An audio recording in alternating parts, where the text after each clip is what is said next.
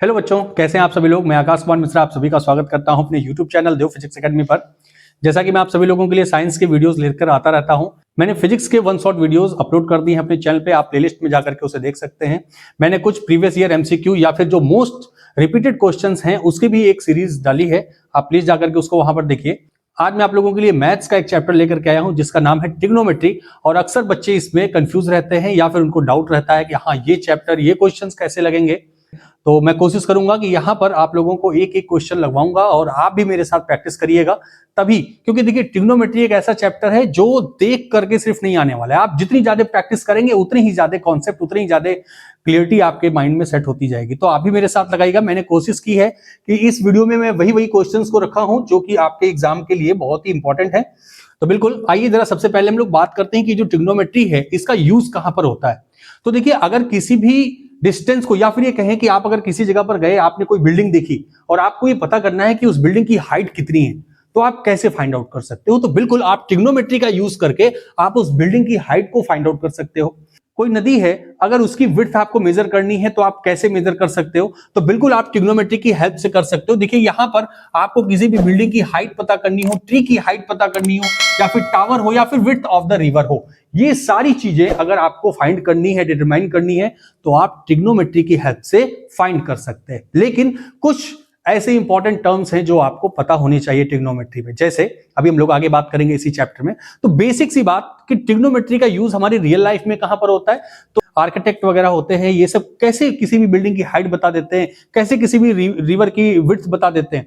तो बिल्कुल ये ट्रिग्नोमेट्री का यूज करते हैं। तो आप भी ट्रिग्नोमेट्री का यूज सीखिए और किसी भी बिल्डिंग की हाइट हो या फिर किसी भी पेड़ की, ट्री की हाइट हो, उसको फाइंड करना सीखिए। बिल्कुल, तो आपको ये पता चल गया कि ट्रिग्नोमेट्री का यूज कहां होने वाला। नहीं तो बहुत से लोग तो ये कहते हैं कि यार ट्रिग्नोमेट्री हम पढ़ के करेंगे क्या, साइन कॉस टेन, इसका यूज कहां पर है रियल लाइफ में। बिल्कुल, तो अब आपको ये समझ में आया होगा कि ट्रिग्नोमेट्री का यूज कहां पर है हमारी रियल लाइफ में। और भी बहुत सारे एस्पेक्ट्स हैं जिसकी हेल्प से हम लोग ट्रिग्नोमेट्री का यूज करते हैं। आप फिजिक्स पढ़ते हैं ना, फिजिक्स में भी आप आगे चल करके जब 12th में जब डेरिवेशंस करेंगे तो वहां पर भी ट्रिग्नोमेट्री का बहुत यूज होने वाला है। बिल्कुल, तो इसलिए आप सारे कॉन्सेप्ट को क्लियर करते हुए चलिए। मैं कोशिश करूंगा कि आपको एकदम बेसिक जीरो से स्टार्ट करूंगा और सारे जो भी हमारे हाइट एंड डिस्टेंस के भी क्वेश्चन है वो भी हम लोग इसी वीडियो में करेंगे। तो आइए सबसे पहले हम लोग बात करते हैं, जो सबसे पहली एक्सरसाइज है हमारी एनसीईआरटी में, वो आती है ट्रिग्नोमेट्रिकल रेशियोज के बारे में। और ट्रिग्नोमेट्रिकल रेशियो से हमारे एग्जाम में भी 1 मार्क्स के क्वेश्चन आ ही जाते हैं। तो अगर ट्रिग्नोमेट्रिकल रेशियोज के बारे में बात करें तो हमारे पास टोटल 6 ट्रिग्नोमेट्रिकल रेशियोज होती हैं। कौन कौन सी, जरा इसके बारे में बात करें तो सबसे पहली जो होती है वो होती है साइन थीटा, कॉस थीटा और tan थीटा। देखिए, बेसिकली अगर देखा जाए तो ये 3 अगर आपको रेशियोज पता चल गए तो आप बाकी के जो भी हैं, चाहे वो कॉट हो, कोसेक हो, सेक हो, उन सभी को फाइंड कर सकते हैं। ठीक, साइन थीटा की अगर बात करें अच्छा, एक चीज और देखिए, मैं बताना भूल गया कि कभी भी ट्रिग्नोमेट्री का क्वेश्चन आया आपके सामने तो आपको एक चीज अपने माइंड में सेट कर लेनी है। क्या कि वहां पर जो ट्रायंगल बनेगा वो कैसा होगा, राइट एंगल ट्रायंगल होगा। देखिए यहां पर ये कैसा ट्रायंगल आपको दिख रहा है, राइट एंगल ट्रायंगल दिख रहा है। अगर मैं इसको नाम दे देता हूं कुछ भी, मैंने कहा ये ए है, ये बी है और ये सी है, तो आपको ये बताना है कि ये जो ट्रायंगल है वो एंगल बी पर राइट एंगल है। ठीक है, राइट एंगल कहां पर है, बी पॉइंट पर है। डन। तो यहां पर अगर साइन थीटा की बात करते हैं तो साइन थीटा का जो रेशियो होता है, देखिए बहुत से बच्चे जैसे यूपी बोर्ड के, स्टेट बोर्ड के होते हैं तो उनका याद करने का तरीका अपना अलग है, लाल अपॉन कक्का। लेकिन यहां पर आपको जो याद करने का जो तरीका है वो आपको बताया गया है पंडित बद्री प्रसाद अपॉन हर हर भोले, और क्या है भाई, सोना चांदी तोले, सोना चांदी तोले। देखिए अब ये क्या चीज लिखी हुई, जरा इसको हम लोग समझते हैं। पहले जरा राइट एंगल ट्रायंगल के बारे में अगर बात करें तो आपको पता है राइट एंगल ट्रायंगल में ये वाली जो साइड है हमारी ए बी, इसको हम लोग किस नाम से जानते हैं, तो इसको हम लोग कहते हैं परपेंडिकुलर। क्या कहते हैं, परपेंडिकुलर कहते हैं। फिर ये जो हमारा बी सी है ये क्या होता है, हमारा बेस होता है। शॉर्ट फॉर्म इसको हम लोग किससे लिखते हैं, बी से लिखते हैं। ठीक है ना, बी लिखते हैं। और ए सी जो है वो क्या कहलाती है, हमारी हाइपोटीनियस। क्या कहलाती है, हाइपोटीनियस, और इसको एच से रिप्रेजेंट करते हैं। तो मेरे ख्याल से यहां पर आप जो देख रहे हैं P अपॉन एच, यानी कि लिखा हुआ है perpendicular upon hypotenuse, B upon H यानी base upon hypotenuse, P upon B यानी कि परपेंडिकुलर अपॉन बेस। और यहां पर ये जो सोना चांदी तोले लिखा हुआ है ना, ये भी एक शॉर्ट फॉर्म याद करने का तरीका है। S का मीन्स है साइन, C का मतलब है कॉस और T का मतलब है टेन, यानी कि साइन कॉस टेन। अगर आपको साइन का ट्रिग्नोमेट्रिकल रेशियो चाहिए तो उसका ट्रिग्नोमेट्रिक रेशियो होता है P बाई H, यानी कि परपेंडिकुलर अपॉन हाइपोटेनियस। तो यहां पर जो साइन थीटा है मैं इसके अकॉर्डिंग लिखूंगा P अपॉन H। ओके, इसी तरीके से अगर मैं यहां पर C की बात करूं तो यह है कॉस थीटा को रिप्रेजेंट करता है, और कॉस थीटा का जो ट्रिग्नोमेट्रिक रेशियो होता है वो होता है बेस अपॉन हाइपोटेनियस। तो यहां पर कॉस थीटा के लिए मैं लिखूंगा बेस अपॉन हाइपोटेनियस। इसी तरीके से जो tan थीटा है वो हम लिखेंगे परपेंडिकुलर अपॉन बेस। तो क्या हो जाएगा ये परपेंडिकुलर अपॉन बेस।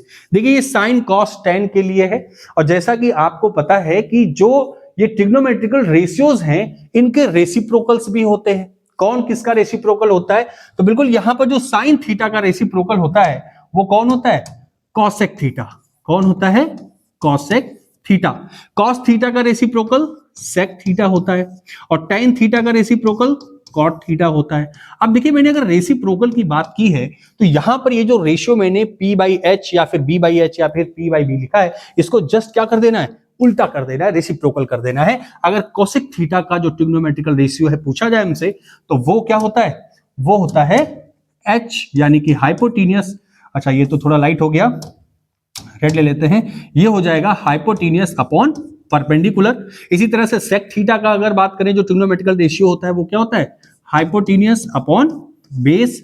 और कॉट थीटा का जो रेसिप्रोकल होता है, यानी कि किसका? tan थीटा का रेसिप्रोकल होता है ये, और इसको हम कह देंगे बेस अपॉन परपेंडिकुलर। ठीक है, देखिए एकदम बहुत आसान तरीके से हम लोगों ने sine theta, cos theta, tan theta, cosec theta, sec theta और कॉट थीटा सभी का जो ट्रिग्नोमेट्रिकल रेशियो है किसकी बेसिस पर? ये राइट एंगल ट्रायंगल के बेसिस पर हमने फाइंड आउट कर लिया। ठीक है, यहां से हमारे पास क्वेश्चन आते हैं। आपको इसे याद नहीं करना, इसे रटना नहीं है, जस्ट ये जो हमने कहा कि पंडित बद्री प्रसाद हर हर भोले, सोना चांदी तोले, बस इस चीज को अपने दिमाग में सेट कर लेना है। 2 से 3 क्वेश्चन आप लगाओगे बिल्कुल एकदम सेट हो जाएगा आपके दिमाग में। ठीक है, अच्छा अभी तो रेसिप्रोकल की मैं बात कर रहा था। तो रेसिप्रोकल की अगर बात की जाए तो देखिए रेसिप्रोकल्स जो होते हैं उसको हम लोग कुछ इस तरीके से भी कहते हैं। जैसे अगर मैंने कहा कि साइन थीटा है तो साइन थीटा को मैं और क्या लिख सकता हूं? देखिए साइन थीटा को अगर मैं चाहूं तो और भी लिख सकता हूं। मैं साइन थीटा को लिख सकता हूं कि sine theta is equal to 1 upon cosec theta. ठीक है, या फिर अगर इसी की जगह पर मैं कह दूं कि cosec theta is equal to, तो वो क्या हो जाएगा? 1 अपॉन साइन थीटा। ठीक है, अगर मैं यहां पर कहूं कि कॉस थीटा, तो कॉस थीटा का रेसिप्रोकल क्या होता है? 1 अपॉन सेक थीटा। या फिर अगर सेक थीटा का रेसिप्रोकल पूछा जाए तो क्या होगा? 1 अपॉन कॉस थीटा। जस्ट कुछ नहीं करना है, सेक को इधर भेज देना है, कॉस को इधर भेज देना, दैट्स इट। ओके, अब यहां पर अगर पूछा जाए कि tan थीटा, तो tan थीटा का रेसिप्रोकल क्या होगा? 1 अपॉन कॉट थीटा। ओके, देखिए ये हमारे रेसिप्रोकल्स है, just as it is, same as it is यहां पर लिखा जाएगा। अगर कोसेक थीटा का पूछा तो 1 upon sine theta, sec theta का रेसिप्रोकल तो 1 upon cos theta, cot theta का पूछा तो 1 अपॉन tan थीटा। ठीक है, तो ये रेसिप्रोकल्स हो गए। बहुत हम लोग इन रेसिप्रोकल्स का भी यूज करते हैं।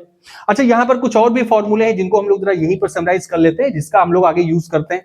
ये एक तरीके से वैसे तो ये ट्रिग्नोमेट्रिकल आइडेंटिटीज हैं, लेकिन हम लोग इसे फॉर्मूले के तौर पे भी कह सकते हैं। हाँ ठीक है, ये फॉर्मूले हैं, अगर मुझे ट्रिग्नोमेट्रिकल रेशियोज फाइंड आउट करने हैं तो मैं इन फॉर्मूले का यूज करता हूं। डन। अब यहां पर अगर बात की जाए tan थीटा के लिए, तो tan थीटा का एक फॉर्मूला और होता है। वैसे तो अगर कहीं पर tan थीटा है तो हम लोग परपेंडिकुलर अपॉन बेस का यूज करेंगे, या फिर tan थीटा के लिए 1 अपॉन कॉट थीटा का यूज करेंगे। लेकिन अकॉर्डिंग टू सिचुएशन हम लोग ये भी कहेंगे कि जो tan थीटा होता है वो इक्वल होता है किसके? Sign theta upon cos theta. Okay, यानी कि साइन थीटा और कॉस थीटा का जो रेशियो होता है वो tan थीटा के बराबर होता है। और सिमिलरली इसी की तरीके से जो कॉट थीटा है, कॉट थीटा वो रेशियो होता है किसका? Cos theta upon sine theta. इसका भी यूज हम लोग रेगुलर करेंगे। इसको जरा ध्यान रखिएगा कि जो हमारा कॉट थीटा और tan थीटा के लिए sine theta upon cos theta और cos theta upon sine theta. बिल्कुल, तो ये हमारे पास कुछ रेशियो हैं जहां पर हमारी एनसीईआरटी में जो हमको पहली एक्सरसाइज दी गई है, कुछ इन्हीं ट्रिग्नोमेट्रिकल जो रेशियोज हैं और जो हमारी रेसिप्रोकल्स हैं उन्हीं के बेस पर हमारी फर्स्ट एक्सरसाइज लगने वाली है। और हमारे बोर्ड एग्जाम में एक क्वेश्चन तो डेफिनेटली पूछा जाता है।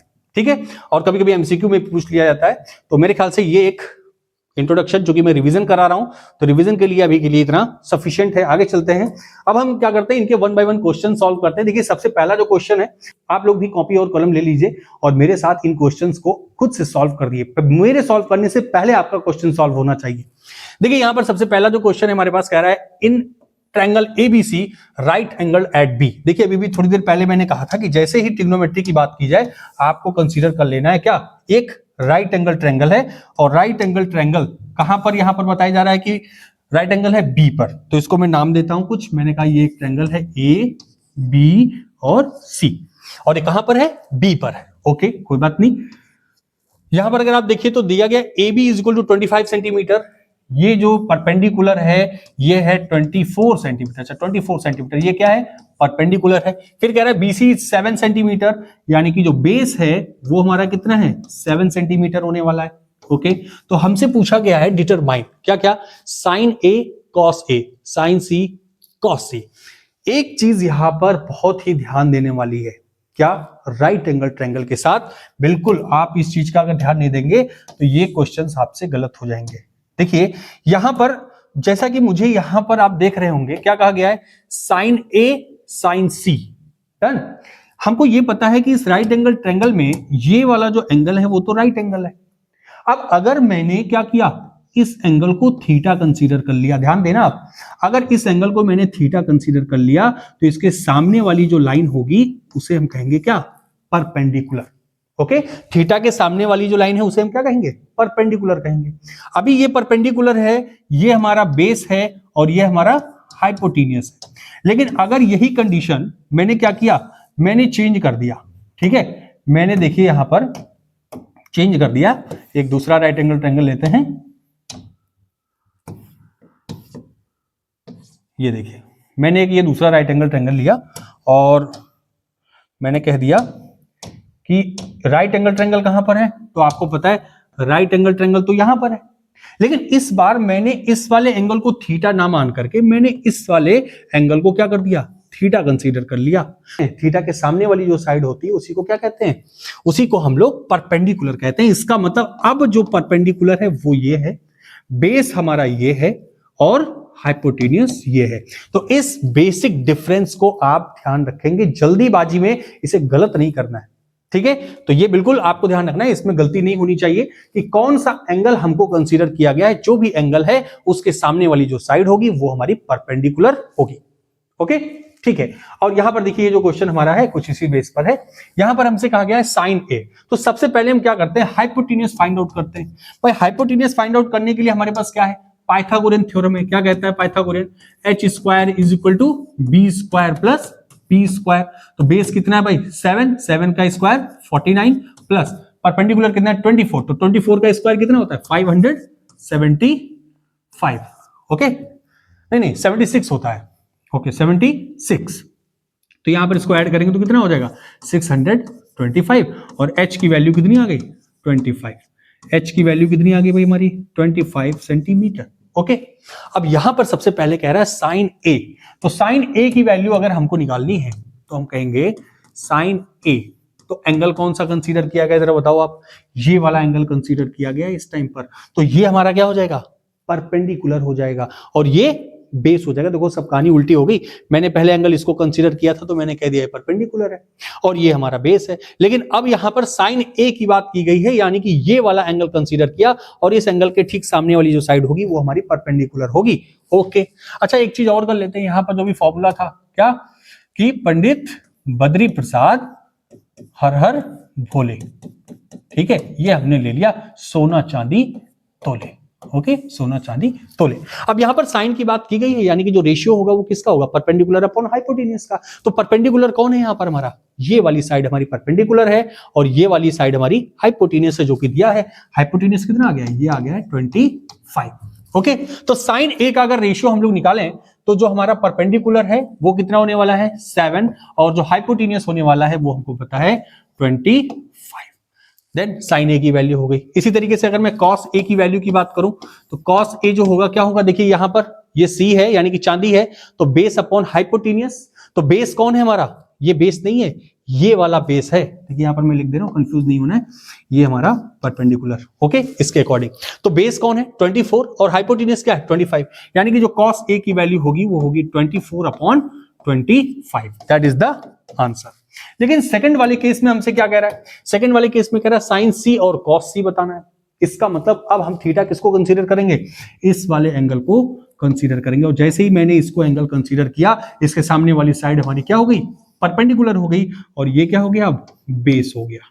ओके, तो ठीक है, बिल्कुल। तो यहां पर मैंने कहा sine C is equal to, देखिए साइन का मतलब परपेंडिकुलर अपॉन हाइपोटेन्यूज, यानी 24 अपॉन 25, जस्ट इसका 24 अपॉन 25। और इसी तरीके से अगर मैं साइन सी की बात करूं, अच्छा सॉरी कॉस सी, मैं अगर कॉस सी की बात कर रहा हूं तो ये हो जाएगा क्या, कॉस का मतलब बेस अपॉन हाइपोटेन्यूज, तो बेस क्या है 7, हाइपोटेन्यूज यानी 25, 7 अपॉन 25। तो ये हमारे आंसर हो गए sign C, cos A, sign ए। ठीक है, बिल्कुल। तो आपको अच्छा लगा, समझ में आया? बिल्कुल, आगे चलते हैं। नेक्स्ट क्वेश्चन है, if tan theta is equal to 3/4 find the value of 1 minus cos square theta 1 plus cos square theta. बिल्कुल, तो जरा आप भी इसको सॉल्व करिए। देखिए यहां पर हमसे कहा गया है कि जो tan थीटा है, tan theta is equal to 3/4। तो बिल्कुल सबसे पहले आपको क्या करना है, एक राइट एंगल ट्रायंगल कंसीडर कर लेना है। राइट एंगल ट्रायंगल आप जैसे ही कंसीडर करोगे आपको सारी चीजें दिख जाएंगी। क्या क्या दिख गया, देखिए आपने इसको मान लिया ABCD, कुछ माना नहीं माना, ठीक है। आपने कहा कि ये है ABC, और यहां पर tan थीटा की वैल्यू दी हुई है। जरा याद करो क्या था, पंडित बद्री प्रसाद हर हर भोले। ठीक है, तो यहां पर सोना चांदी तोले, ये है सोना चांदी तोले। tan थीटा के लिए कौन कौन सा रेशियो है, तो ये है परपेंडिकुलर अपॉन बेस, यानी कि ये जो लिखा हुआ है tan थीटा, ये होगा परपेंडिकुलर और ये होगा हमारा बेस। ओके, यानी कि जो परपेंडिकुलर है, अगर मैं थीटा इसको कंसीडर कर लूं तो ये होगा 3 है, ये है 3 और ये है 4। तो पाइथागोरन थ्योरम से अगर आप हाइपोटेन्यूज फाइंड आउट करेंगे तो वो कितनी वैल्यू आएगी उसकी, 5 आ जाएगी। डन। अब हमसे पूछा है 1 minus cos square theta. Okay, तो हम अकॉर्डिंग टू क्वेश्चन चलते हैं। 1 minus cos square theta upon 1 plus cos square theta.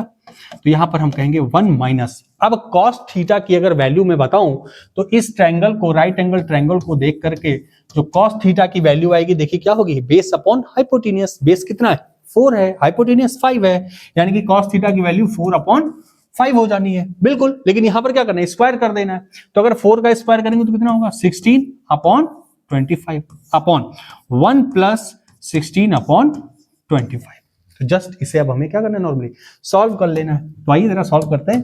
देखिए यहां पर अगर मैं कॉमन लूं तो कितना होगा, 25 माइनस 16 यानी कि 9 upon 25 upon 41 upon 25।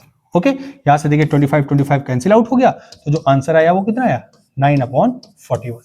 This is our answer. ठीक है, तो कुछ इस तरीके से हम लोगों को इन क्वेश्चंस को कर लेना है, और ये ट्रिग्नोमेट्रिकल रेशियोज के क्वेश्चंस हैं जो हमारे एग्जाम में पूछे जाते हैं। चलिए आगे चलते हैं। नेक्स्ट क्वेश्चन है, if sine A is equal to 3/4 calculate cos A and tan A. तो ठीक है, आइए जरा हम लोग देखते हैं। साइन ए की वैल्यू दी हुई है, sine A is equal to 3/4। अब जरा आप साइन की बात बताओ, तो साइन का मतलब क्या था, जरा याद भी करो, सिर्फ लिखो नहीं। तो ये था क्या, परपेंडिकुलर अपॉन हाइपोटेन्यूज। तो यहां पर जैसे ही आप राइट एंगल ट्रायंगल बनाओगे, देखो ये राइट एंगल ट्रायंगल आपने बनाया, परपेंडिकुलर की वैल्यू कितनी है, 3, अगर मैं इसको थीटा कंसीडर करूं, और हाइपोटेन्यूज की वैल्यू कितनी है, 4। अब यहां से जब आप बेस की वैल्यू निकालोगे तो बेस कितना आएगा, वो आएगा 16 माइनस 9। ओके, और इसका अंडर रूट, ये आएगा हमारा क्या, बेस, अंडर रूट 7। तो बी की वैल्यू कितनी आ गई, रूट 7 आ गई। तो यहां पर बेस हमारा कितना हो गया, रूट 7। अब हमसे पूछा क्या है, cos A into tan A. तो यहां से अगर हम cos a की बात करें तो cos a क्या होता है, तो cos a का मतलब क्या होता है, बेस अपॉन हाइपोटेन्यूज। क्या होता है, बेस अपॉन हाइपोटेन्यूज। और tan a की अगर बात करें तो वो क्या होता है, perpendicular upon base, perpendicular upon base. अब इस ट्रायंगल से हम लोग जो वैल्यूज हैं यहां पर पुट करते हैं, किसके according, cos a into tan a के लिए। तो ये क्या होने वाला है, देखिए cos a की वैल्यू कितनी है, बेस अपॉन हाइपोटेन्यूज, यानी कि रूट 7 अपॉन 4 इंटू परपेंडिकुलर कितना है, 3 अपॉन बेस कितना है, रूट 7। ओके, तो देखिए यहां से ये वैल्यूज हमारी कट गई, तो जो वैल्यू आई कितनी आई, 3/4, and this is the answer. ठीक है, देखिए मेरे ख्याल से अब चीजें थोड़ी सी क्लियर होती जा रही होंगी आपकी, जो ट्रिग्नोमेट्रिकल रेशियोज के क्वेश्चंस हैं कैसे करने हैं हमको। नेक्स्ट क्वेश्चन हमारे पास है given 15 cot a is equal to 8 find. यहां पर हमको वैल्यू दी गई है 15 cot a is equal to 8, find the sin a and sec a। तो देखिए यहां पर जो 15 cot a is equal to 8 है, क्या मैं इसे ऐसे लिख सकता हूं cot a is equal to 8/15, ऐसे लिख सकता हूं। लेकिन अब जरा जो हमारे पास रेशियो है cot a का क्या था जरा बताइए। तो हमको पता है कौन सा रेशियो था, पंडित बद्री प्रसाद अपॉन हर हर भोले सोना चांदी तोले। तो ये वाला रेशियो जो है वो तो tan थीटा का है, जो कि कहता है परपेंडिकुलर अपॉन बेस। लेकिन tan थीटा जो है वो cot थीटा का रेसिप्रोकल भी तो है। तो cot थीटा के लिए जो होगा वो क्या हो जाएगा, बेस अपॉन परपेंडिकुलर। ओके, अब यहां पर अगर मैं राइट एंगल ट्रायंगल लूं तो राइट एंगल ट्रायंगल में इन सारी वैल्यूज को अगर रखता हूं तो देखिए क्या आता है। यहां पर जो वैल्यूज आएंगी उसको जरा हम लोग देखें कि इसको अगर मान लिया मैंने A B C, ठीक है, तो बेस अगर मैं इसको थीटा कंसीडर करता हूं तो ये बेस होगा जो कि हो गया 8, ये परपेंडिकुलर होगा जो कि हो गया 15। तो सबसे पहले मुझे क्या निकालना है, हाइपोटेन्यूज की वैल्यू निकाल दी। तो हाइपोटेन्यूज क्या होने वाला है, देखिए 15 का स्क्वायर करेंगे प्लस 8 का स्क्वायर करेंगे अंडर रूट में। ओके, तो 15 का स्क्वायर कितना होता है 2 2 5 प्लस 64। इसको जब हम लोग ऐड करेंगे तो हाइपोटेन्यूज जो आएगा वो कितना आएगा, देखिए जरा 5 4 9 एंड 6 2 8 289। और ये किसका अंडर रूट है, कि स्क्वायर रूट है किसका, 17 का। किसका 17, यानी हाइपोटेन्यूज की जो वैल्यू आई कितनी आ गई, 17 आ गई। बिल्कुल। अब यहां से अगर मुझे साइन फाइंड करना हो कि sine A is equal to क्या होगा, परपेंडिकुलर अपॉन हाइपोटेन्यूज। तो परपेंडिकुलर कितना है भाई 15, ये हो गया 15 और हाइपोटेन्यूज कितना है हमारे पास 17। This is the value of sine A। And sec A के लिए देखें अगर, तो सेक A अगर देखा जाए तो ये रेसिप्रोकल होता है किसका, कॉस A का। यानी कॉस की अगर बात की जाए तो क्या है, बेस अपॉन हाइपोटेन्यूज। तो जो सेक होगा वो क्या होगा, हाइपोटेन्यूज अपॉन बेस। तो हाइपोटेन्यूज कितना है, अगर इसकी बात करें तो देखिए मैं कॉस A की वैल्यू ही पुट करता हूं 1 अपॉन बेस अपॉन हाइपोटेन्यूज। तो बेस कितना है 8 अपॉन हाइपोटेन्यूज 8 17। तो जब इसको हम रेसिप्रोकल करेंगे तो ये हो जाएगा 17/8 और ये हमारे आंसर हो गए। ठीक है, क्या चीजें आपको समझ में आ रही हैं? बिल्कुल, अगर समझ में आ रही हैं तो प्लीज थोड़ा लाइक भी करते चलो, जिससे थोड़ा मुझे भी मोटिवेशन मिले। बिल्कुल, आइए अगले क्वेश्चन की तरफ चलते हैं। देखिए यहां पर भी सेम एज इट इज वही क्वेश्चन है, बट थोड़ा सा जो देखने का नजरिया है आपका वो बदल गया कि अरे अब क्या करेंगे, थोड़ा सा डेंजर हो गया। बिल्कुल नहीं डेंजर है भाई। देखो यहां पर cot theta is equal to दिया हुआ है 7/8। ओके, तो सबसे पहले क्या करना है, देखो ये जो मैं बार बार ट्रायंगल क्रिएट कर रहा हूं ना, हो सकता है कि आपको लग रहा हो कि अरे यार ये तो बार बार कर रहे हैं सर, बोरिंग है। बोरिंग नहीं है बेटा, बोरिंग के साथ साथ आप एक बार ये ध्यान रखो कि ये आपका कंफर्मेशन है कि कोई भी क्वेश्चन आपके गलत नहीं होंगे। जितनी ज्यादा आप इस तरह से बना करके प्रैक्टिस करोगे ना, उतनी ही क्लियरिटी आएगी। और हाँ, आगे चल करके आपको बनाने की जरूरत नहीं पड़ेगी, तो मैं सिर्फ आपके लिए बना रहा हूं। बिल्कुल, देखिए यहां पर दिया हुआ है हमको cot theta is equal to 7/8। अगर मैंने यहां पर थीटा कंसीडर कर लिया तो cot theta is equal to क्या होता है, याद करो, बार बार लिखूंगा नहीं। क्या था, पंडित बद्री प्रसाद अपॉन हर हर बोले, यानी कि परपेंडिकुलर अपॉन बेस। लेकिन वो किसके लिए था, tan के लिए। परपेंडिकुलर अपॉन बेस tan के लिए था। तो cot के लिए क्या हो जाएगा, बेस अपॉन परपेंडिकुलर। तो यहां पर जो वैल्यू दी हुई है किसकी है, बेस अपॉन परपेंडिकुलर। तो देखिए बेस की वैल्यू कितनी दी है 7 और परपेंडिकुलर कितना है 8। तो सबसे बड़ा टास्क क्या कि हाइपोटेन्यूज फाइंड आउट करो। तो हाइपोटेन्यूज कितना होगा आपको पता है, hypotenuse is equal to under root 8 8 जा 64 प्लस 7 7 जा 49। ये हो जाएगा अंडर रूट 9 और 4 13 3 एंड कैरी 1 6 4 10 और 1 11, यानी कि हाइपोटेन्यूज की वैल्यू आ गई अंडर रूट 113। ठीक है, चलो अब यहां पर हमसे कहा गया कि हमको बताना है 1 plus sine theta 1 minus sine theta 1 plus cos theta 1 minus sine theta. तो बिल्कुल ऐसा बिल्कुल नहीं करना है कि बस जैसे ही मिला और आंसर वैल्यूज पुट करना शुरू कर दिया। अरे थोड़ा सा दिमाग भी लगाओ, थोड़ा सा इसको इजीएस्ट फॉर्म में कन्वर्ट करो। दिमाग क्या लगाना है, देखो यहां पर क्या लिखा हुआ है, a plus B A minus B A plus B A minus B. ये किसका फॉर्मूला होता है, A square minus B square का फॉर्मूला होता है। अगर मैं इसको थोड़ा सा इजीएस्ट करूं, ये हो जाएगा 1 square minus sine square theta upon 1 square minus cos square theta. अब देखिए चीजें आसान हो गई हमारे पास। बिल्कुल, ये तो यहां पर कहां रख करके चार जगह घूमते। तो बिल्कुल जरा हम साइन थीटा की वैल्यू अगर फाइंड करें तो साइन थीटा की वैल्यू यहां से क्या होगी, वो होगी परपेंडिकुलर अपॉन हाइपोटेनियस। परपेंडिकुलर कितना है, वो है 8 अपॉन हाइपोटेनियस अंडर रूट 113। इसी तरीके से अगर cos थीटा की बात करें तो cos थीटा क्या होगा, बेस अपॉन हाइपोटेनियस, बेस कितना है 7 अपॉन हाइपोटेनियस 113। अब यहां पर वैल्यूज पुट कर दो, देखो क्या होने वाला है, ये हो गया 1 का स्क्वायर करेंगे तो 1 ही रहेगा, कोई मतलब नहीं है, माइनस साइन स्क्वायर यानी कि 8 8 जा 64 अपॉन, जब अंडर रूट का स्क्वायर करेंगे तो अंडर रूट हट जाएगा, ये कितना हो जाएगा 113 अपॉन, यहां पर 1 फिर से वही 1 का स्क्वायर किया, माइनस cos थीटा की वैल्यू रखेंगे यानी 7 7 जा 49 अपॉन कितना होगा, स्क्वायर हट जाए, स्क्वायर से अंडर रूट हट जाएगा तो 113। ओके बिल्कुल, अब तो इसको आप सॉल्व कर लोगे। चलो और कर देते हैं, यहां पर क्या हो जाएगा 113 माइनस 64 अपॉन 113 अपॉन फिर से 113 माइनस 49 अपॉन 113। तो देखो यहां से जो 113 है ये क्या हो गया, कैंसिल हो गया। जब 113 में से 64 को माइनस करेंगे तो कितना आएगा, जरा जल्दी से बताओ। देखो 13 minus 4 is equal to 9 and it is 4, ये आ गया 4, और यहां से जब 49 को माइनस करोगे तो ये आ जाएगा 64 and this is the answer. Okay, this is the answer. Done. Same as it is यहां पर देखिए लिखा हुआ है cot स्क्वायर थीटा, तो ये आपके लिए क्या होने वाला है, होमवर्क होने वाला है, ये आपका होमवर्क है, आप इसे करोगे। डन। cot की वैल्यू आपके पास है, जस्ट स्क्वायर ही तो करना है यार, ठीक है। चलो आ जाओ, नेक्स्ट क्वेश्चन हमारे पास है, if 3 cot a is equal to 4 whether check, अच्छा whether 1 minus tan square a 1 plus tan square a is equal to cos square a minus sin square a are not.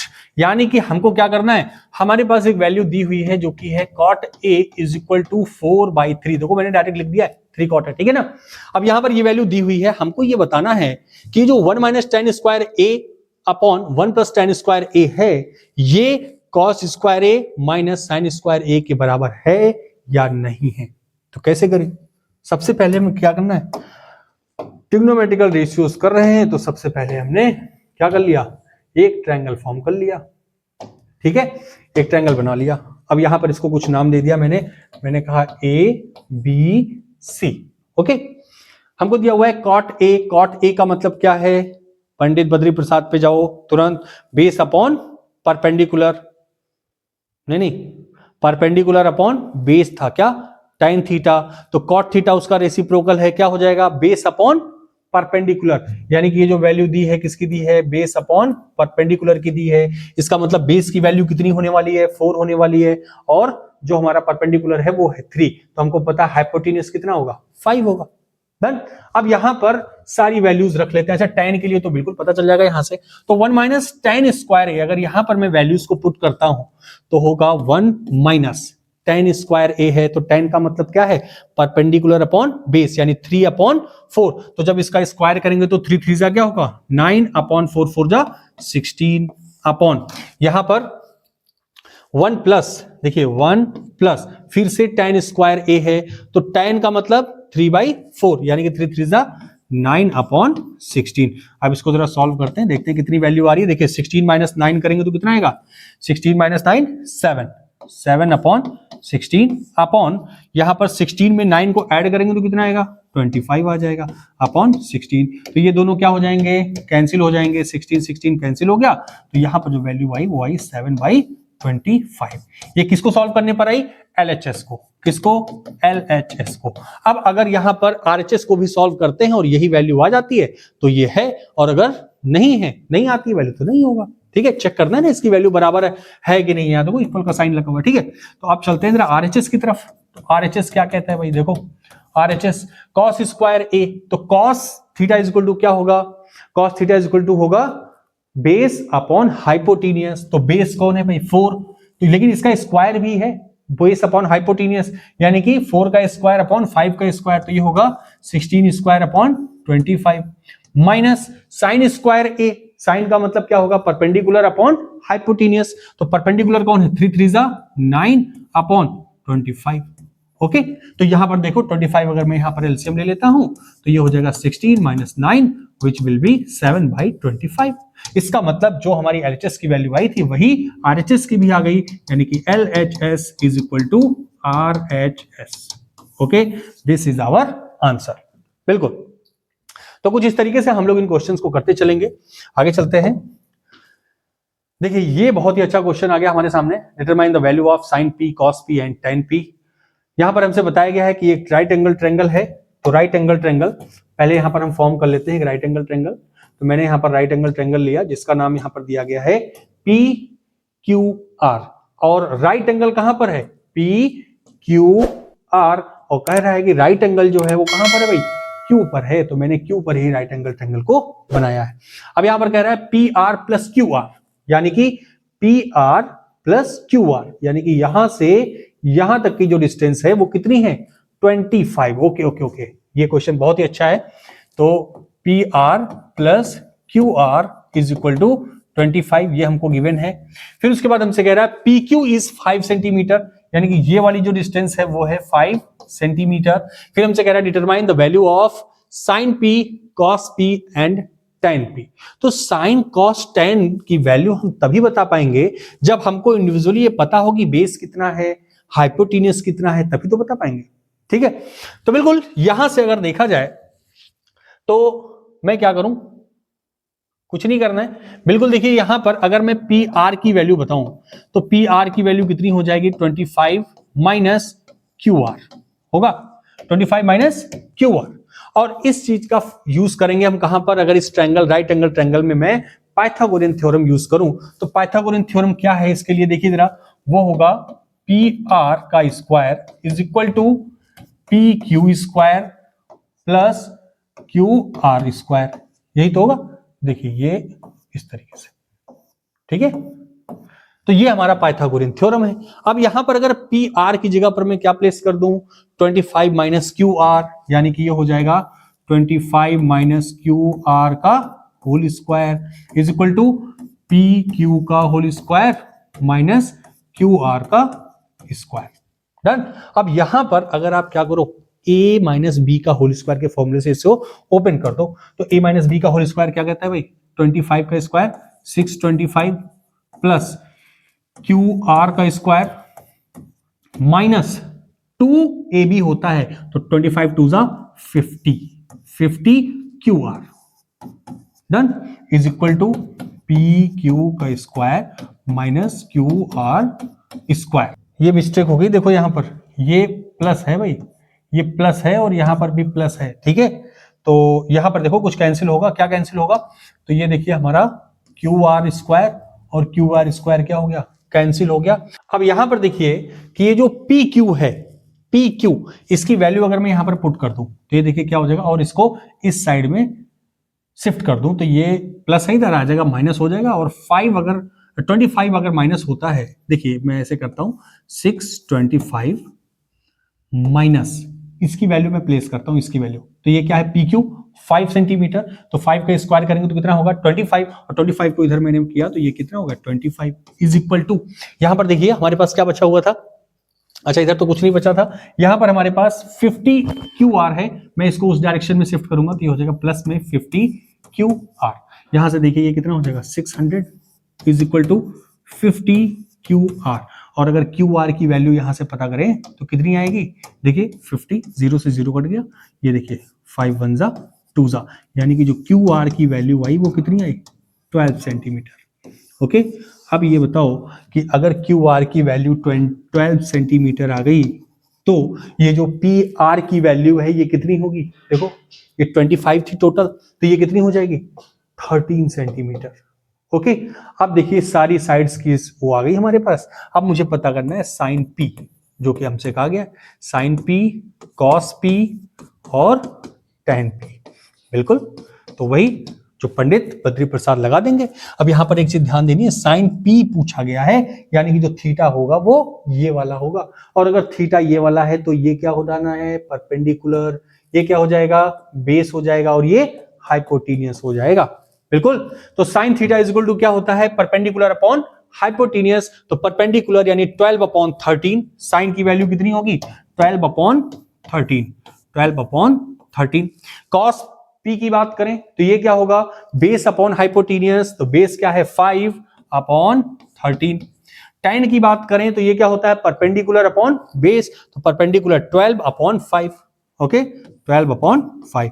तो देखिए ये हमारे आगे trigonometrical ratios, कुछ इस type के questions हमारे एग्जाम में भी आते हैं। बिल्कुल आप लोग प्रैक्टिस कर रहे हैं, मैं उम्मीद करता हूं कि समझ में भी आ रहा है आप लोगों को। देखिए अब जो पहली एक्सरसाइज थी वो हमारी कंप्लीट हो गई है, अब हमारी जो सेकंड एक्सरसाइज है वो स्टार्ट होने वाली है। देखिए अभी तक मैंने आपसे कहा था कि आप लोग ट्रिग्नोमेट्रिकल जो रेशियोज हैं उनको आप लर्न कर लीजिए, लर्न नहीं कर लीजिए, एक बार बस लिख करके प्रैक्टिस कर लीजिए, बिल्कुल आपके दिमाग में वो सब चीजें सेट हो जानी है और 2 से 4 क्वेश्चन सॉल्व कर लीजिए, सेट हो जानी है एकदम चीजें। अब यहां पर जो सेकंड एक्सरसाइज को हमें करना है उसके लिए हमको यहां पर ट्रिग्नोमेट्रिकल रेशियोज जो चाहिए और उनकी जो वैल्यू है कहां से कहां तक, 0 से 90 तक, ये वैल्यूज भी हमको चाहिए। देखिए ये मैंने चार्ट जो बनाया है वो 18360 तक बना दिया, लेकिन आप लोगों को कहां तक चाहिए, 0 से लेकर के 90 तक की वैल्यूज आपके दिमाग में सेट होनी चाहिए। और ये सेट कैसे होगी, बहुत से बच्चे कहते हैं सर मैं याद करता हूं लेकिन भूल जाता हूं, तो बिल्कुल बेटा भूल जाते हो तो बहुत अच्छी बात है, क्योंकि अगर सारी चीजें दिमाग में याद रख लोगे ना तो फिर पागल हो जाओगे, पागल नहीं होना है। आप इसको क्या करोगे, 2 से 4-5 क्वेश्चन आप लगा लो और ये वैल्यूज जहां आपने बार बार देखी ना क्वेश्चन को लगाने के लिए, एकदम सेट हो जाएगी, याद हो जाएगी कि हाँ sin 30 की वैल्यू 1/2, sin 90 की वैल्यू 1, या फिर cos 60 की वैल्यू 1/2, cos 30 की वैल्यू, या जो भी है ये चीजें याद हो जाएंगी। आप देखो याद बिल्कुल नहीं करना है, आप 1 से 2 बार लिखो कि जो sin थीटा की वैल्यू है वो हमारी 0 है, sin 30 1/2, 1/√2, √3/2, 1। अब एक चीज आप देखोगे कि यहां पर ये सीक्वेंस फॉलो हो रहा है कुछ इस तरीके से, देखिए याद करने के लिए कर सकते हैं, ठीक है, जैसे इधर से गए और उधर से घूम करके आ गए, यानी कि जो sin 0 की वैल्यू है वो cos 90 की वैल्यू है, sin 30 की वैल्यू है cos 60 की वैल्यू है, sin 45 की वैल्यू, यानी 45 की वैल्यू सभी में क्या है, कॉमन है, ठीक है, सेम है, मतलब सभी का सेम नहीं है, sin और cos का सेम है, tan और cot का सेम है, sec और cosec का सेम है, ओके। अब उसके बाद यहां पर आप देखोगे कि जो tan थीटा है ना, tan थीटा फाइंड आउट करने के लिए, तो tan थीटा के लिए आपने फॉर्मूला भी मैंने बताया था, tan theta is equal to क्या होता है, sin theta upon cos theta, क्या होता है, cos थीटा। तो देखो sin थीटा की वैल्यू 0, cos थीटा की वैल्यू 1, आप जब tan थीटा फाइंड करोगे तो इसकी वैल्यू क्या आ जाएगी, 0 आ जाएगी। आप इसी तरीके से अगर tan 30 की वैल्यू फाइंड करोगे तो देखो sin 30 की वैल्यू होती है 1/2, और इसको जब डिवाइड करोगे √3/2 से, तो देखिए 2 से 2 कैंसिल हो गया, 1/√3, और देखिए tan 1/√3 की वैल्यू वही है। आप अगर tan 60 की वैल्यू फाइंड करोगे तो sin 60 की वैल्यू होती है √3/2 और cos 60 की वैल्यू होती है 1/2, देखिए 2 से 2 कैंसिल हो गया, बचा क्या ऊपर, √3। तो कुछ इस तरीके से अगर आपको sin cos tan की वैल्यू पता भी है तो आप sec cosec और cot की वैल्यू बड़े आराम से फाइंड आउट कर सकते हो। अब जैसे मान लो मैंने कहा कि sin 30 की वैल्यू कितनी है भाई, वो है 1/2, ओके, और आपसे पूछ लिया गया cosec 30 की वैल्यू बताओ, तो आपको यह पता है कि sin थीटा का रेसिप्रोकल होता है cosec थीटा, यानी कि cosec theta is equal to 1/sin theta, और जैसे ही आप sin 30 की वैल्यू रखोगे 1/2, इसकी वैल्यू क्या हो जानी, देखो 2 ऊपर आ गया, 2 हो गया, ठीक है। इसी तरीके से जो tan थीटा है cot थीटा का, इसी तरीके से जो sec थीटा है वो cosec थीटा का रेसिप्रोकल है। देखिए cos 30 की वैल्यू है √3/2, और अगर sec 30 की वैल्यू देखोगे तो ये जस्ट इसका रेसिप्रोकल है 2/√3, ठीक है। तो बिल्कुल आप इस चार्ट को 1 से 2 बार प्रैक्टिस कर लो, ये अगर आपको याद है तभी आप जो वैल्यूज वाले क्वेश्चन हैं वो कर पाओगे। तो जरा आइए हम लोग चलिए आइए हम लोग कुछ क्वेश्चन करते हैं। देखिए यहां पर एक क्वेश्चन हमारे सामने दिख रहा है, cos 45 upon sec 30 plus cos sec 30। अब यहां पर ये क्वेश्चन आप तभी कर पाओगे जब ये वैल्यूज आपके माइंड में होगी, क्योंकि ये वैल्यूज वहां फाइंड नहीं कर सकते आप। तो चलिए आइए देखते हैं, यहां पर अगर बात करें cos 45 की वैल्यू क्या होती है, तो cos 45 की वैल्यू होती है 1/√2, क्या होती है, 1/√2। अब देखिए मुझे याद है इसलिए मैं इसे कर दे रहा हूं, लेकिन आपको अगर याद नहीं है, आपके दिमाग में नहीं सेट है, तो फिर आपको करना पड़ेगा। देखिए 1/√2 देख लेते हैं, देखिए cos 45 की वैल्यू कितनी है, 1/√2, ओके। फिर यहां पर हमसे कह रहा है sec 30। अब अगर sec 30 की बात करें तो sec थीटा किसका रेसिप्रोकल होता है, cos थीटा का, और cos 30 की वैल्यू क्या होती है, √3/2, तो sec 30 की वैल्यू क्या हो जाएगी, 2/√3, होगी कि नहीं होगी बताओ, डन, प्लस cosec 30 की बात करें तो cosec 30 किसका रेसिप्रोकल है? sin थीटा का। sin 30 की वैल्यू कितनी होती है? 1/2 होती है। अगर इसका रेसिप्रोकल करेंगे तो cos 30 की वैल्यू कितनी हो जानी है? 2। डन। तो इस तरीके से इसको करना है। अब इसे हम लोग सिंप्लीफाई कर लेंगे तो ये हो जाएगा 1/√2 अपॉन, यहां पर देखिए कुछ इसका करेंगे तो 2 + 2√3 अपॉन √3। ओके, अब ये वाली वैल्यू यहां जाएगी, ये वाली वैल्यू यहां आएगी, यानी कि ये हो जाएगा क्या? √3 अपॉन √2 2 + 2√3। ओके, चाहे तो इसको हम आगे भी सॉल्व कर सकते हैं। अगर आगे भी सॉल्व कर सकते हैं तो आप इसको आगे भी सॉल्व करिए, नहीं तो आप, हमारे पास वो क्वेश्चन है sin 30 की वैल्यू कितनी होती है भाई? 1/2 प्लस tan 45 की वैल्यू 1 माइनस cosec 60 की वैल्यू कितनी होती है? तो sin 60 की वैल्यू कितनी? √3/2, तो ये हो गया 2/√3। ओके, अपॉन sec 30 की वैल्यू कितनी होती है? तो cos 30 की वैल्यू अगर आपको पता है जो कि होती है √3/2, तो ये उसका रेसिप्रोकल है 2/√3 प्लस cos 60 की वैल्यू कितनी होती है? वो होती है √3/2। ओके, प्लस cot 45 यानी कि 1। मैं यहां पर सिर्फ वैल्यूज लिख रहा हूं, इसके आगे सॉल्व आप लोगों को करना है, आप इसको सिंप्लीफाई करेंगे। ओके, मैं यहां पर सिर्फ वैल्यूज पुट कर दे रहा हूं, और ये सारी वैल्यूज कहां से लिख रहा हूं? मैं कहीं ला नहीं रहा हूं, बिल्कुल इसी चार्ट से सिर्फ वैल्यूज लिख रहा हूं। आप सोच लो कितना आसान है। इस चार्ट से वैल्यू को निकाल करके सिर्फ इनकी जगह पर प्लेस कर देना है और सिंप्लीफाई कर देना है और हमारा आंसर आ जाएगा। ठीक है, चलिए आगे। अब इसको आप लोग करेंगे, इसका सॉल्यूशन आप मुझे बताएंगे कमेंट बॉक्स में। तो आइए चलते हैं नेक्स्ट क्वेश्चन की तरफ। ये क्वेश्चन है हमारा, बहुत ही अच्छा क्वेश्चन है, बहुत बार हमारे एग्जाम में पूछा गया है और मोस्ट एक्सपेक्टेड क्वेश्चन भी है जो हमारे एग्जाम में इस बार पूछा जा सकता है। क्वेश्चन है, if tan a + b = √3 and tan a - b = 1/√3, और यहां पर कुछ कंडीशन भी दी गई है कि जो a + b की वैल्यू है वो हमारी कैसी होनी चाहिए? Is greater than 0 degree and less than या इक्वल 90 डिग्री के, यानी कि a + b की जो वैल्यू होगी वो a + b की जो वैल्यू होगी वो हमारी 0 डिग्री से ज्यादा और 90 डिग्री से कम होनी चाहिए। और साथ ही साथ यहां पर एक कंडीशन और दी गई है, जो एंगल a की वैल्यू है वो b की वैल्यू से ज्यादा होनी चाहिए। तो आइए जरा इसको करते हैं हम लोग। यहां पर जो सबसे पहले हमको दिया गया है tan a + b = √3। अब आप जरा मुझे बताइए कि ये जो √3 की वैल्यू है इसे आप क्या लिख सकते हैं? √3 की वैल्यू को आप लिख सकते हैं, ये देखिए √3 किसकी वैल्यू है? tan 60 की वैल्यू है। tan 60 means √3। इसका मतलब कि अगर मैं यहां पर लिखूं कि tan a + b = tan 60, okay, और यहां से अगर मैं tan कैंसिल कर दूं तो मेरे पास जो इक्वेशन आएगा वो आएगा a + b = 60 डिग्री, और इसको मैंने कह दिया इक्वेशन नंबर 1। फिर यहां पर जो सेकंड इक्वेशन हमको दिया हुआ है वो हमसे कहता है कि tan a - b = 1/√3, और आप मुझे बताइए कि जो 1/√3 है क्या मैं इसे tan 30 लिख सकता हूं कि नहीं लिख सकता हूं?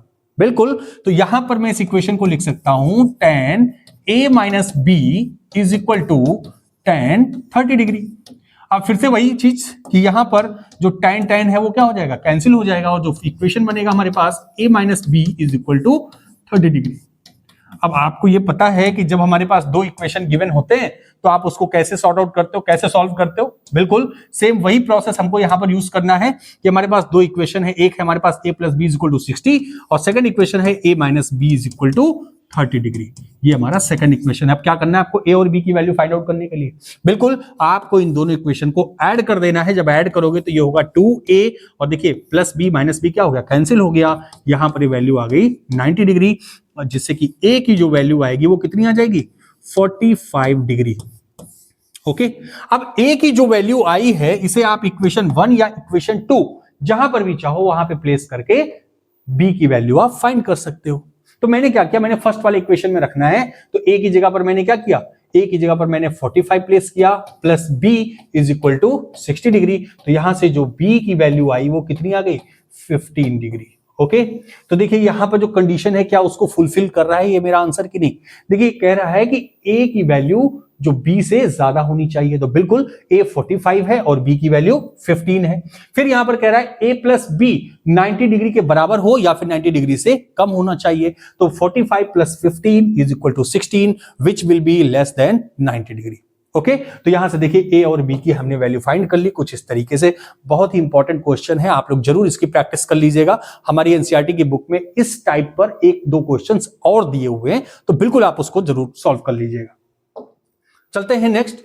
देखिए यहां पर जो हमारी सेकंड एक्सरसाइज है यहीं तक है। मैंने फर्स्ट एक्सरसाइज में बात की तो ट्रिग्नोमेट्रिकल रेशियोज के बारे में बात की थी। सेकंड एक्सरसाइज जो हमारी आई वो हमारी ट्रिग्नोमेट्रिकल रेशियोज 0 से 90 डिग्री तक जो वैल्यूज हैं उस पर बेस्ड है। और जो थर्ड एक्सरसाइज हमारी है ट्रिग्नोमेट्री की एनसीईआरटी में, वो हमारी ट्रिग्नोमेट्रिकल आइडेंटिटीज पर बेस्ड है, ट्रिग्नोमेट्रिकल रेशियोज पे, रेसिप्रोकल, यानी सब कुछ मिसलेनियस है, मिक्स है।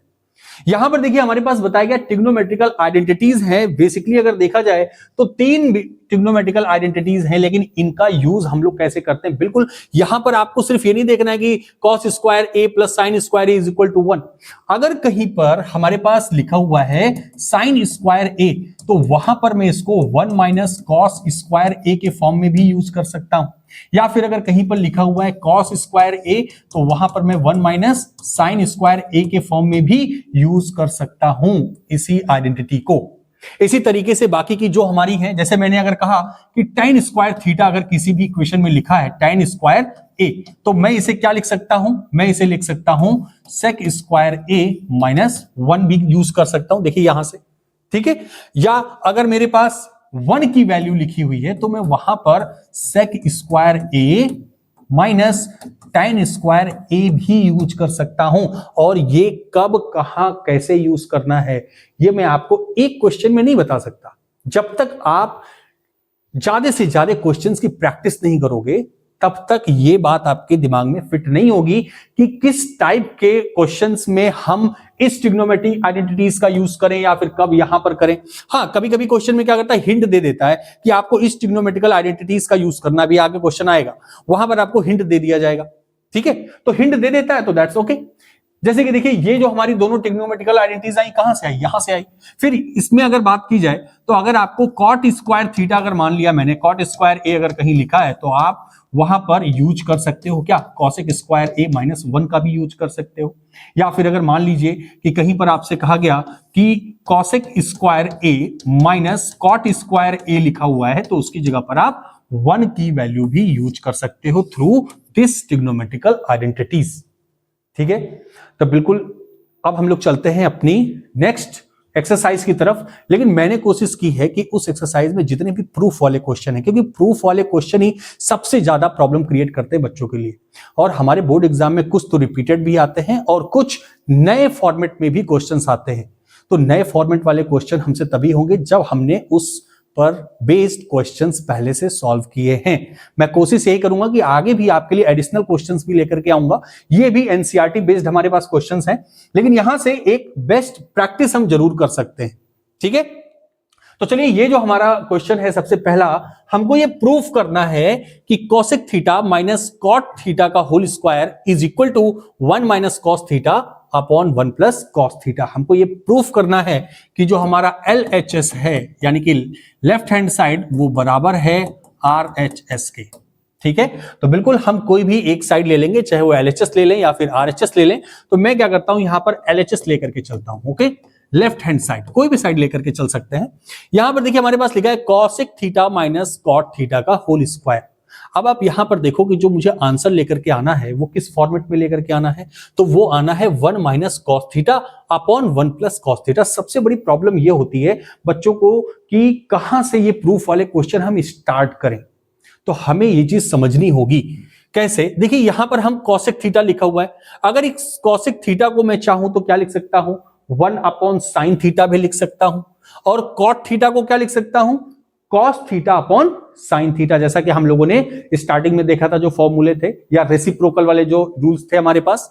यहां पर मैं कॉसेक थीटा को क्या लिख सकता हूं, कॉसेक थीटा को मैंने लिख दिया 1 upon sine theta, minus cot theta को मैं क्या लिख सकता हूं, कॉट थीटा को मैं लिख सकता हूं cos theta upon sine theta, okay. और इसके लिए मैंने इसको स्क्वायर कर दिया। अब यहां पर अगर इन दोनों में एलसीएम लिया जाए तो देखिए एलसीएम क्या आएगा इसका, साइन थीटा, और जो ऊपर होगा वो क्या हो जाएगा 1 माइनस कॉस थीटा का स्क्वायर। ओके, या ऐसा करते हैं, इस ब्रैकेट को हम लोग पहले ही रिमूव कर देते हैं। यहां पर मैंने कह दिया 1 माइनस कॉस थीटा का होल स्क्वायर, और यहां पर मैंने कह दिया साइन थीटा का होल स्क्वायर। ठीक है, बिल्कुल। अब यहां पर मैंने क्या करना है, यहां पर मैं इस 1 माइनस कॉस थीटा का होल स्क्वायर जो है, ये तो ऐसे ही रहने देना। यहां पर मैं साइन थीटा का जो स्क्वायर है इसको मैं क्या लिख सकता हूं, अभी मैंने बताया कि जो ट्रिग्नोमेट्रिकल आइडेंटिटीज है, कहीं पर अगर साइन स्क्वायर ए लिखा हुआ है, साइन स्क्वायर थीटा लिखा है, तो मैं उसे लिख सकता हूं 1 माइनस कॉस स्क्वायर थीटा। ठीक है, तो बस इसी आइडेंटिटी का यूज करना है। यहां पर मैंने ऊपर रहा 1 माइनस, ऊपर लिखा 1 माइनस कॉस थीटा का square upon sine square theta की जगह पर मैं लिख सकता हूं 1 माइनस कॉस स्क्वायर थीटा। ठीक है, अब यहां पर आप एक बात बताओ, हमको जो आंसर लेकर के आना है 1 माइनस कॉस थीटा, वो तो हमको दिख रहा है यहां पर, लेकिन मुझे नीचे क्या लेकर के आना है 1 प्लस कॉस थीटा। तो इसके लिए मैं क्या करूंगा, आप यहां पर देख रहे हैं कि अगर मैं 1 स्क्वायर कर दूं तो क्या कोई फर्क पड़ेगा, क्योंकि 1 के ऊपर कितनी भी पावर हम यूज कर लें वो वैल्यू 1 के बराबर ही रहेगी। लेकिन यहां पर हमारा काम बन जाएगा कि फॉर्मूला हो गया ए स्क्वायर माइनस बी स्क्वायर का, तो बिल्कुल यहां पर हम ए स्क्वायर माइनस बी स्क्वायर का फॉर्मूला यूज करेंगे, और ऊपर वाले टर्म को मैंने ऐसे ही लिखा, नीचे मैंने लिखा 1 माइनस कॉस थीटा, दूसरे ब्रैकेट में 1 प्लस कॉस थीटा। देखो यहां पर ऊपर क्या है 1 माइनस कॉस थीटा, ये देखिए ये यहां से कैंसिल हो गया, और ऊपर क्या बचा 1 minus cos theta upon 1 plus cos theta, और यही हमको क्या करना था, प्रूफ करना था। ओके, तो यहां से मैं क्या कहूंगा कि LHS is equal to RHS। ठीक है, तो इस तरीके से हमको इसे प्रूफ कर लेना। ठीक है, चलिए अगले क्वेश्चन पे चलते हैं। नेक्स्ट क्वेश्चन है हमारे पास cos A upon 1 plus sine A plus 1 plus sine A upon cos A is equal to 2 sec A, हमको ये प्रूफ करना है। तो प्रूफ करने के लिए या तो मैं लेफ्ट हैंड साइड ले लूं या तो राइट हैंड साइड ले लूं। मैंने कहा कि मैंने लिया LHS, लेफ्ट हैंड साइड लेकर के हम आगे की तरफ चले। तो यहां पर देखिए हमारे पास अगर कभी भी इस फॉर्मेट में क्वेश्चन आए तो आप सबसे पहले क्या कर दोगे, क्रॉस मल्टीप्लिकेशन भी कर दो, या फिर कहते हैं एलसीएम ले लेते हैं। तो एलसीएम भी जब लेंगे तो इसकी जो वैल्यू आएगी वो आएगी cos A upon 1 plus sine A, ये डिनोमिनेटर में, और नॉमिनेटर में क्या आएगा cos square A plus 1 plus sine A का होल स्क्वायर। ठीक है, अब यहां पर आप क्या करोगे 1 plus sine square, 1 plus sine A का होल स्क्वायर है, इसको आप ओपन करो तो क्या इक्वेशन आएगी, देखिए ये आएगा cos स्क्वायर ए प्लस, यहां पर a प्लस बी का होल स्क्वायर का फॉर्मूला लगेगा, तो क्या 1 plus sine square A plus 2 sine A, okay, upon यह आ गया cos a ब्रैकेट में 1 प्लस साइन ए। ठीक है, अब इसको आप और भी थोड़ा सिंप्लीफाई करोगे तो आप यहां पर देख रहे हो कि cos square A plus sine square A, ये किसके बराबर हो गया, जो सबसे पहले ट्रिग्नोमेट्रिकल आइडेंटिटीज थी sine square A sine square theta plus cos square theta is equal to 1। तो इसकी जगह पर मैं क्या लिख सकता हूं, 1 लिख सकता हूं। तो मैंने लिखा 1 प्लस, ये वाला भी तो 1 है, 1 प्लस 2 साइन ए अपॉन नीचे जो लिखा है एज इट इज मैंने उसको नोट कर लिया cos A 1 plus sine A. Okay, अब यहां से देखो ये 1 प्लस 1 इज इक्वल टू क्या हो गया 2 हो गया, तो मैं डायरेक्टली ऐसे ही यहीं पर लिख दे रहा हूं। ठीक है, यहां पर मैंने क्या कर दिया इसकी जगह पे, ये हो गया 2 प्लस 2 साइन ए। अब यहां से आप बताओ कुछ कॉमन ले सकते हो क्या, बिल्कुल यहां से कॉमन ले सकते हैं क्या, मैंने 2 कॉमन ले लिया, तो ये हो गया 1 plus sine A upon cos A bracket में 1 प्लस साइन ए। अब आप समझ गए होंगे कि क्या होने वाला है, बिल्कुल ये देखिए 1 प्लस साइन ए, 1 प्लस साइन ए क्या हो गया, कैंसिल आउट हो गया, और यहां पर 2 बाई कॉस ए लिखा है, तो जरा आप बताइए 1 बाई कॉस ए को मैं क्या लिख सकता हूं, सेक ए लिख सकता हूं, और 2 यहां पर पहले से ही है तो ये हो गया 2 सेक ए, और यही हमको प्रूफ करना था, यानी कि LHS is equal to RHS। Okay, ये हमारा हो गया प्रूफ। अब चलते हैं हम लोग नेक्स्ट क्वेश्चन पर। नेक्स्ट क्वेश्चन है tan theta upon 1 minus cot theta plus cot theta upon 1 minus tan theta is equal to 1 plus sec theta cosec theta. और यहां पर हमको एक हिंट भी दी गई है, क्या? Right the expression in term of sin theta and cos theta. देखिए इसको आप स्टार कर लीजिए, ये क्वेश्चन आपके बोर्ड एग्जाम में इस बार मोस्ट एक्सपेक्टेड है कि आपके एग्जाम में प्रूफ करने के लिए आएगा। तो हम क्या करते हैं, सबसे पहले LHS को कंसीडर किया मैंने और LHS को लेकर के आगे चलेंगे। यहां पर हमारे पास है tan theta upon 1 minus cot theta, लेकिन आंसर जो मुझे चाहिए वो sec थीटा और cosec थीटा के टर्म में चाहिए। sec थीटा का मतलब 1 बाई cos थीटा और cosec थीटा का मतलब 1 अपॉन sin थीटा, यानी कि cos और sin के टर्म में अगर मैं इसकी कैलकुलेशन या आंसर को लेकर के आता हूं तो मुझे आंसर मिल जाएगा या मैं प्रूफ कर पाऊंगा। तो सबसे पहले मैं क्या करूंगा, tan थीटा को अगर कन्वर्ट करना चाहूं तो इसका फॉर्मूला क्या था, sin theta upon cos theta, okay, upon 1 minus cot theta की जगह पर हम क्या लिख सकते हैं, cos theta upon sin theta, okay, plus यहां पर मैंने प्लस का साइन यूज किया और ये cot थीटा को क्या लिख सकते हैं, cos theta upon sin theta upon 1 minus फिर से tan थीटा को क्या लिख सकते हैं, sin theta upon cos theta. Just इसको थोड़ा सा सिंप्लीफाई करेंगे और सिंप्लीफाई जब करेंगे, देखिए तो sin theta upon cos theta ऐसे ही रहने वाला है, तो ये होगा sin theta upon cos theta, और जब डिनोमिनेटर वाले टर्म को हम जब सही करेंगे, जब सॉल्व करेंगे तो ये होगा sin theta minus cos theta upon में sin थीटा, ओके। इसी तरीके से यहां पर भी होगा plus cos theta upon sin theta, ये एज इट इज रहेगा, अपॉन देखिए यहां पर करेंगे तो ये होगा cos theta minus sin theta और अपॉन में क्या रहेगा, cos थीटा, ठीक है।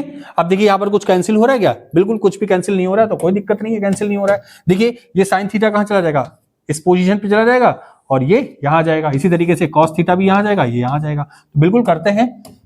नेक्स्ट स्टेप देखिए, यहां पर जब sin थीटा ऊपर गया तो क्या हो गया, sin स्क्वायर थीटा अपॉन नीचे क्या आएगा, cos थीटा ब्रैकेट में sin theta minus cos theta.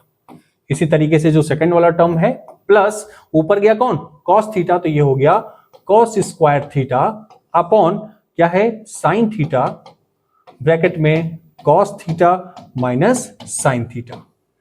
अब देखिए आगे क्या किया जाए, हमको तो sec थीटा और cosec थीटा के टर्म में चाहिए, तो मैं क्या कर सकता हूं, यहां पर आप देख पा रहे होंगे तो मैं कुछ कॉमन ले सकता हूं। क्या कॉमन ले लूं मैं, sin theta minus cos theta, ये थीटा है यहां पर, मैं sin theta minus cos theta को अगर बाहर कॉमन ले लूं डिनोमिनेटर में तो ये आ जाएगा sin theta minus cos theta, मैंने बाहर कॉमन ले लिया तो अंदर क्या बचेगा, यहां पर तो हमारे पास बचा sin square theta upon cos theta. अब देखिए यहां पर मेरे पास sin theta minus cos theta है, लेकिन यहां पर cos theta minus sin theta है, तो मुझे क्या करना होगा, यहां पर माइनस कॉमन जब मैं लूंगा तो sin theta minus cos theta हो जाएगा माइनस कॉमन लेने पर, ओके। तो जब मैं यहां पर माइनस कॉमन लूंगा वो माइनस कहां जाएगा, यहां पर रिफ्लेक्ट होगा, तो ये होगा minus cos square theta upon यहां पर क्या बचेगा, sin थीटा, ओके। अब यहां पर आप देखिए तो ये हो जाएगा, जब यहां पर एलसीएम लेंगे तो क्या होगा, 1 upon sin theta minus cos theta, ये हो जाएगा sin cube theta minus cos cube theta upon sin theta into cos theta, okay. अब ये आ गया हमारे पास। अब आपको यहां पर क्या करना है, ए क्यूब माइनस बी क्यूब का फॉर्मूला यूज करना है। ए क्यूब माइनस बी क्यूब का फॉर्मूला क्या होता है, आप सभी को पता है, तो क्या होता है ए क्यूब माइनस बी क्यूब का फॉर्मूला, जरा ये देखते हैं, इसको मैंने यहां पर कर दिया, दिख रहा है ना, बिल्कुल ठीक है। अब इसके आगे का जो स्टेप है, जब मैंने कहा कि ए क्यूब माइनस बी क्यूब का फॉर्मूला हम यूज करेंगे तो वो होगा 1 upon sine theta minus cos theta, तो एज इट इज रहने वाला है।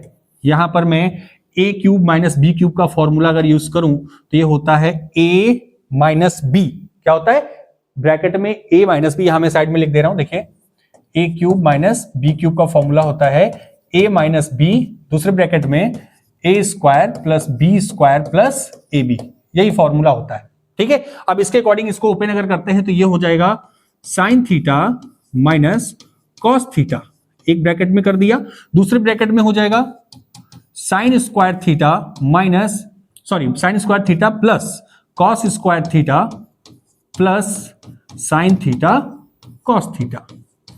ओके, और इस ब्रैकेट को क्लोज किया, और जो डिनोमिनेटर में हमारे पास क्या है, डिनोमिनेटर में sine theta into cos theta as it is.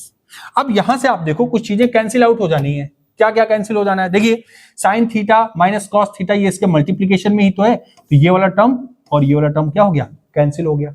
ठीक है, और क्या बच रहा है, यहां पर देखो आप कि जो हमारे पास sine square theta plus cos square theta है, ये इसकी जगह पर मैं क्या लिख सकता हूं, बिल्कुल 1 लिख सकते हैं। क्या लिख सकते हैं, 1। तो हमारे पास जो यहां पर वैल्यू बचेगी वो होगी 1 plus sine theta cos theta और अपॉन में भी साइन थीटा कॉस थीटा। ठीक है, अब इस टर्म को जब हम सिंप्लीफाई करेंगे तो सिंप्लीफाई में क्या आएगा, देखिए यहां पर जब इस टर्म को हम सिंप्लीफाई करेंगे तो एक बार 1 अपॉन, देखिए यहां पर मैं लिख दे रहा हूं 1 upon sine theta into cos theta, फिर प्लस यहां पर sign theta cos theta upon sine theta cos theta. Okay, अब देखिए ये वाला जो टर्म है वो तो हमारा कैंसिल हो जाना है, ये वाला कैंसिल हो जाना है। ठीक है, तो यहां पर क्या देखो 1 upon sine theta into cos theta, यानी कि मैं लिख सकता हूं cosec theta into sec theta. क्या लिख सकता हूं इसकी जगह पर, इसकी जगह पर मैं लिख सकता हूं cosec theta into sec theta, और यहां प्लस में क्या बचेगा 1, और यही हमें क्या करना था, प्रूफ करना था। ठीक है ना, तो ये हमारा आ गया LHS is equal to RHS। ठीक है, बहुत ही अच्छा क्वेश्चन है, इंपॉर्टेंट भी है आपके एग्जाम के पॉइंट ऑफ व्यू से, तो बिल्कुल आप इसको नोट भी कर सकते हैं, स्क्रीनशॉट ले सकते हैं इसका। ठीक है, तो चलिए आगे अगले क्वेश्चन की तरफ चलते हैं। नेक्स्ट क्वेश्चन देखिए, यहां पर मैं जितने भी क्वेश्चन आपको करवा रहा हूं ये सिर्फ प्रूफ करने वाले हैं। ठीक है, सभी प्रूफ करने वाले हैं, और आपको इन प्रूफ वाले क्वेश्चन से प्रैक्टिस करनी है, खुद से पहले करने की कोशिश करो। अगर नहीं हो रहा है तब आप यहां पर एक बार देखो, ठीक है, फिर उसके बाद खुद से करने की प्रैक्टिस करो। यहां पर हमसे कहा गया है 1 plus sec A upon sec A is equal to sine square A upon 1 minus cos A, और हमको एक हिंट भी दी गई है, simplify LHS and RHS separately, यानी कि हमको LHS और RHS दोनों को यहां पर लेकर के चलना है। तो ठीक है, लेकर के चलेंगे। यहां पर देखते हैं क्या है, LHS पहले मैं करता हूं LHS। तो LHS को जब मैंने सॉल्व किया तो मैं इसे लिख सकता हूं 1 प्लस सेक ए को क्या लिख सकते हैं, 1 upon cos A upon sec ए को फिर से 1 अपॉन कॉस ए। ठीक है, इसको जब हम लोग थोड़ा सिंप्लीफाई करेंगे तो देखिए ये हो जाएगा cos A plus 1 upon cos A, और अपॉन में 1 बाई कॉस ए तो है ही। ठीक, अब यहां से देखिए क्या कैंसिल हो जाएगा, बिल्कुल ये देखिए कॉस ए से कॉस ए कैंसिल हो गया, तो जो हमारे पास LHS में बचा वो क्या है, कॉस ए प्लस 1 ये बचा हमारे पास। अगर हमारे RHS में भी यही वैल्यू आ जाती है तो ये मामला बन जाएगा। तो ठीक है, RHS को प्रूफ करते हैं। देखो RHS में क्या है हमारे पास, साइन स्क्वायर ए है, तो साइन स्क्वायर ए आपको याद होगा sine square theta plus cos square theta is equal to 1 and sine square theta is equal to 1 minus cos square theta. तो इसकी जगह पर मैं डायरेक्टली यहां पर लिख रहा हूं 1 minus cos square A upon यहां पर हमारे पास 1 माइनस कॉस ए है ही। ठीक है, अब यहां पर जैसे मैंने 1 माइनस कॉस स्क्वायर ए लिखा है, तो मैं क्या यहां पर 1 स्क्वायर लिख दूं तो कोई दिक्कत बिल्कुल भी नहीं, लेकिन अपना काम बन गया। क्या काम बन गया, यहां पर फॉर्मूला बन गया किसका, 1 प्लस कॉस ए और दूसरे ब्रैकेट में 1 माइनस कॉस ए का, और अपॉन में क्या है हमारे पास 1 माइनस कॉस ए। तो यहां से क्या होने वाला सभी को पता है, क्या हो जाएगा भाई, ये टर्म और ये टर्म क्या हो गया, कैंसिल हो गया, और हमारे पास बचा क्या 1 प्लस कॉस ए।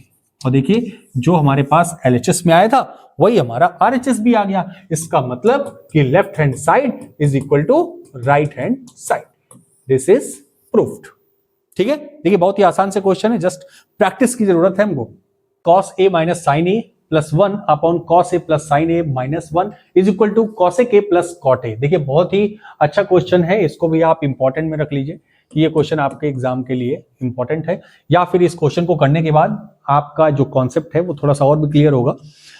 यहां पर हमसे एक हिंट भी दिया गया है कि आपको ये आइडेंटिटी यूज करनी है, cosec square A is equal to 1 plus cot square A. ठीक है। तो यहां पर देखिए हमको जो वैल्यू चाहिए वो चाहिए cosec A plus cot A में। तो सबसे पहले मैं क्या करूंगा, यहां पर मैं नॉमिनेटर और डिनोमिनेटर दोनों में डिवाइड करूंगा, किससे, साइन थीटा से। तो देखिए अगर मैं यहां पर कॉस ए अपॉन साइन ए करूंगा तो क्या आ जाएगा यहां पर, कॉट ए। ठीक है, यहां पर मैं लिख देता हूं by dividing sine theta. Okay, nominator और डिनोमिनेटर दोनों में। तो cos theta upon sine theta is equal to cot theta minus sine theta upon sine theta is equal to 1 plus 1 upon sine theta is equal to cosec theta. Okay, अच्छा A लिखा हुआ है तो मैं यहां पर ए लिखूंगा कॉसेक ए upon, denominator में भी डिवाइड किया है मैंने, तो cos A upon sine A is equal to cot A plus sine से साइन किया तो 1 minus 1 upon sine is equal to cosec again. Okay, cosec ये हमारे पास आ गया। अब यहां पर मैं क्या करूंगा, आइडेंटिटी का यूज करूंगा और इस आइडेंटिटी को मैं इस तरीके से भी लिख सकता हूं कि cosec square A minus cot square A is equal to 1। इस तरह से मैं इस आइडेंटिटी का यूज कर सकता हूं और ये जो वैल्यू हमारे पास 1 लिखी हुई है ना, इसकी जगह पर मैं cosec square A minus cot square ए भी लिख सकता हूं और मैं ऐसा ही करने वाला हूं। बिल्कुल यहां पर मैं वैल्यू पुट करूं, अगर देखिए तो कॉट ए को मैं एज इट इज ऐसे ही लिख देता हूं। यहां पर देखिए कॉट ए और यहां पर प्लस कॉसेक ए है तो मैंने कहा प्लस कॉसेक ए को ऐसे ही लिख लिया। माइनस में है 1 तो माइनस लगाया और 1 की जगह पर मैंने क्या लिखा, cosec square A minus cot square A. Okay, upon में जो चीजें हैं डिनोमिनेटर में उसको मैंने कोई भी डिस्टर्ब नहीं किया, मैंने एज इट इज ऐसे ही लिख दिया, cot A plus 1 minus cosec A. Okay, अब यहां पर देखो ये फॉर्मूला बनना है A square minus B square का, तो उसके अकॉर्डिंग मैं इसको ओपन करूंगा तो ये हो जाएगा cot A plus cosec A minus bracket में क्या होता है A minus B A plus B, ये होता है ना। तो मैंने कहा cosec A plus cot A, एक ब्रैकेट में कर दिया और दूसरे ब्रैकेट में मैंने क्या कहा, मैंने कहा cosec A minus cot A. ठीक है, और डिनोमिनेटर में जो वैल्यूज थी उसको वैसे ही एज इट इज लिख दिया। ये हो गया cot A plus 1 minus cosec A. Okay, अब आप देखो यहां पर और ये जो ब्रैकेट में है आप यहां से कुछ कॉमन ले सकते हो। क्या कॉमन मिलेगा आपको, देखिए यहां पर है cot A plus cosec A, ठीक है ना, cot A plus cosec A, और यहां पर भी आपको मिलेगा cot A plus cosec A. यानी कि इन दोनों टर्म को अगर आप कॉमन ले लेते हो तो आपके पास क्या बचेगा, देखिए मैंने कहा कि cot A plus cosec A ये मैंने कॉमन ले लिया, तो यहां आगे क्या बचेगा, यहां पर मेरे पास बचेगा 1, फिर माइनस यहां क्या बचा हमारे पास, यहां बचा cosec A minus cot A, यही तो बचेगा। अच्छा एक मिनट, ये माइनस नहीं बचेगा, देखो यहां पर ब्रैकेट के बाहर क्या है, माइनस है, और यहां पर जब मैं माइनस ब्रैकेट ओपन करूंगा तो ये माइनस का क्या हो जाएगा, प्लस हो जाएगा, तो ये हो जाएगा प्लस ए। ओके, और डिवाइड में क्या है हमारे पास, डिवाइड में है cot A plus 1 minus cosec A. ठीक है, अब यहां पर अगर आप देख पा रहे हो तो देखिए कॉट ए किसमें है, प्लस साइन के साथ है, यहां भी कॉट ए प्लस है, 1 प्लस है, कॉसेक ए माइनस में है, माइनस में, यानी कि ये दोनों टर्म क्या हो गए, कैंसिल हो गए। ठीक है, और हमारे पास बचा क्या यहां पर देखिए, तो यहां पर बचा cot A plus cosec A, और हमको यही तो चाहिए था, यही हमको क्या करना था, प्रूफ करना था, यानी कि जो LHS आया हमारा वो RHS के इक्वल आया। Okay, and hence proved. So आप इसका स्क्रीनशॉट ले सकते हैं, आप इसको नोट कर सकते हैं, लेकिन सबसे पहले खुद से ट्राई करिएगा, तब इसको देख करके करिएगा। Okay, next question, if tan theta plus sin theta is equal to m and tan theta minus sin theta is equal to n, so that m square minus n square is equal to 4 under root mn। बहुत ही अच्छा question है, आप लोग भी मेरे साथ practice करते रहिए। ठीक है, देखिए यहां पर हमको वैल्यूज दी गई है कि tan theta plus sin theta is equal to m। Second one दिया गया है कि tan theta minus sin theta is equal to n। तो हमको प्रूफ करना है क्या, to proof M square minus N square is equal to 4 under root M N. तो सबसे पहले मैं क्या करता हूं, लेफ्ट हैंड साइड लेकर के चलता हूं और देखता हूं क्या रिजल्ट आता है। तो लेफ्ट हैंड साइड अगर मैं प्रूफ करूं, पहले सॉल्व करूं लेफ्ट हैंड साइड को, तो ये कह रहा है M square minus N square. तो बिल्कुल मैं एम और एन की दोनों वैल्यू है, दोनों पुट कर देते हैं। तो क्या आ जाएगा, tan theta plus sine theta का whole square minus N square का मतलब क्या है, ये है tan theta minus sine theta का होल स्क्वायर। तो इसको जरा देखते हैं सिंप्लीफाई करके क्या आता है। a प्लस बी के होल स्क्वायर पे इसको ओपन करते हैं तो ये होगा tan square theta plus sine square theta plus 2 tan theta sine theta. Okay, और यहां पर जब हमने इसको किया माइनस, तो इसको पहले अभी ब्रैकेट में रहने देते हैं, फिर उसके बाद हम उसका साइन चेंज कर लेंगे। तो ये हो जाएगा tan square theta plus sine square theta minus 2 sine theta tan theta. Okay, अभी इसको मैंने ब्रैकेट में रख दिया क्योंकि जैसे ही ये ब्रैकेट ओपन करेंगे जो भी पॉजिटिव टर्म है वो निगेटिव हो जाएगा, जो निगेटिव है वो पॉजिटिव हो जाएगा। ठीक है, तो चलिए कर लेते हैं, अभी कर लेते हैं। यहां पर मैंने कहा जैसे ही मैं ब्रैकेट को रिमूव करूंगा ये क्या हो जाने वाला है, ओह मिट गया, कोई बात नहीं। यहां पर हमारे पास क्या था, minus tan theta, tan square theta. तो ये वाला क्या हो जाएगा भाई, ये ब्रैकेट ओपन होते ही निगेटिव हो गया, ये पॉजिटिव हो गया। अब देखो कुछ टर्म्स क्या यहां पर कैंसिल आउट हो रहे हैं, बिल्कुल tan square theta, tan square theta, sign square theta, sign square theta, बचा क्या हमारे पास 2 tan theta into sine theta. ठीक है, तो ये कितना आ गया, ये आ गया 4 tan थीटा साइन थीटा।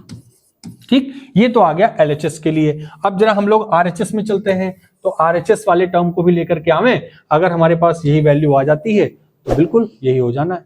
ठीक है, देखो अब मैं RHS की बात करूं अगर, तो RHS क्या है हमारे पास 4 अंडर रूट MN। ठीक है, तो बिल्कुल जैसे अभी मैंने स्क्वायर वाली वैल्यू रखी है वैसे ही मैं MN की वैल्यू रख दूंगा। तो ये हो जाएगा क्या, देखिए 4 अंडर रूट M की वैल्यू क्या है, tan theta plus sine theta, tan theta plus sine theta into multiplication है क्या है, tan theta minus sine theta, दूसरे ब्रैकेट में tan theta minus sine theta. और बिल्कुल ये क्या लिखा हुआ है आपको पता है ना, क्या लिखा है, a plus B A minus B, यानी कि tan theta tan square theta minus sine square theta, यही तो लिखा हुआ है, यही लिखा है ना, बिल्कुल tan square theta minus sine square theta का ये फॉर्मूला हो गया। तो अब जब इसको आप बाहर लेकर के आओगे, या फिर अगर मैं आपसे कहूं कि मुझे क्या चाहिए यहां पर tan थीटा साइन थीटा चाहिए, ठीक है, तो tan थीटा को क्या लिख सकते हो, tan थीटा को लिख सकते हैं sine square theta upon cos square theta, ठीक, minus sine square theta. Done. अब sine square theta upon cos square theta minus sine square theta है। अब इसको अगर आप सॉल्व करोगे तो क्या होगा, यहां पर 1 आएगा, इसका एलसीएम जब लोगे तो ये हो जाएगा 4 under root cos square theta, और ऊपर क्या आएगा देखिए 1, ये आ गया साइन स्क्वायर थीटा माइनस यहां पर 1 है तो ये हो जाएगा cos square theta into sine square theta.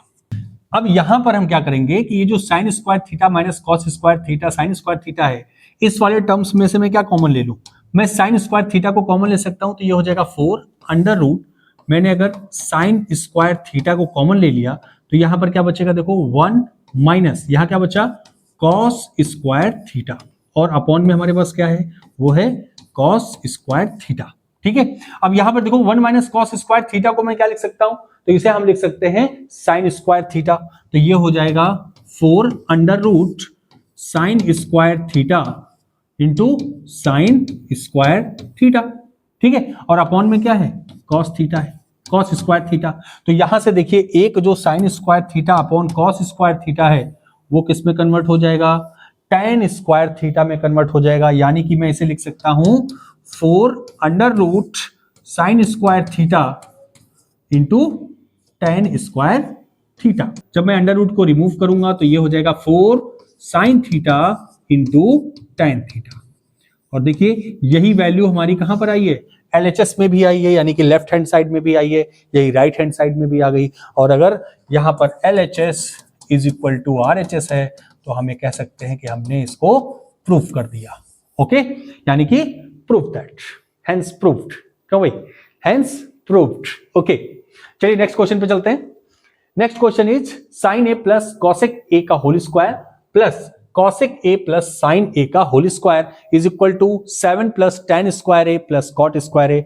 बहुत ही आसान सा क्वेश्चन है और आइए जरा इसको हम लोग करते हैं। बिल्कुल यहाँ पर देखिए जैसे ये लिखा हुआ ना ए प्लस बी का whole square, A plus B का होल स्क्वायर, बिल्कुल आपको एकदम सिंप्लीफाई इसके फॉर्मूले बेस पे आपको ओपन कर देना है इसको। तो देखिए यहाँ पर ये हो गया साइन, ये LHS लेकर के हम लोग चल रहे हैं, ठीक है। LHS को sine square A plus cosec square A plus 2 sine A cosec A, ठीक है। ये मैंने A square plus A plus B के होल स्क्वायर के फॉर्मूले पे इसे ओपन कर दिया, ये हो गया कॉसेक ए। फिर प्लस यहां पर कॉस ए प्लस सेक ए को भी इसी तरीके से ओपन करेंगे तो ये हो जाएगा cos square A plus sec square A plus 2 cos A sec A, done. और ये हमको बताना है कि इसकी वैल्यू कितनी आएगी। अब यहां पर आप देखिए कि हमारे पास कितने ऐसे पेयर हैं। सबसे पहला साइन स्क्वायर ए और कॉस स्क्वायर ए कहीं है, बिल्कुल। तो इसकी जगह पर मैं क्या लिख सकता हूं, 1 लिख सकता हूं। फिर उसके बाद यहां पर देखिए हमारे पास और भी कुछ बच रहा है। देखिए जो यहां पर साइन ए है प्लस कॉसेक ए है, मैं क्या इस कॉसेक ए को या साइन ए को क्या लिख सकता हूं, मैं इसको यहां पर लिख सकता हूं 1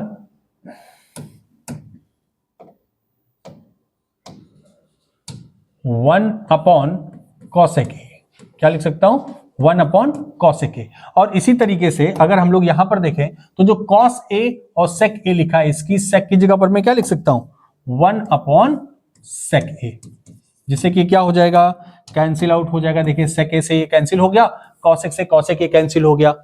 इसकी जगह पर मैंने क्या लिखा था, sign square A plus cos square ए की जगह पर 1, तो मैंने लिखा 1 किसकी जगह, साइन स्क्वायर ए कॉस स्क्वायर ए की जगह पर।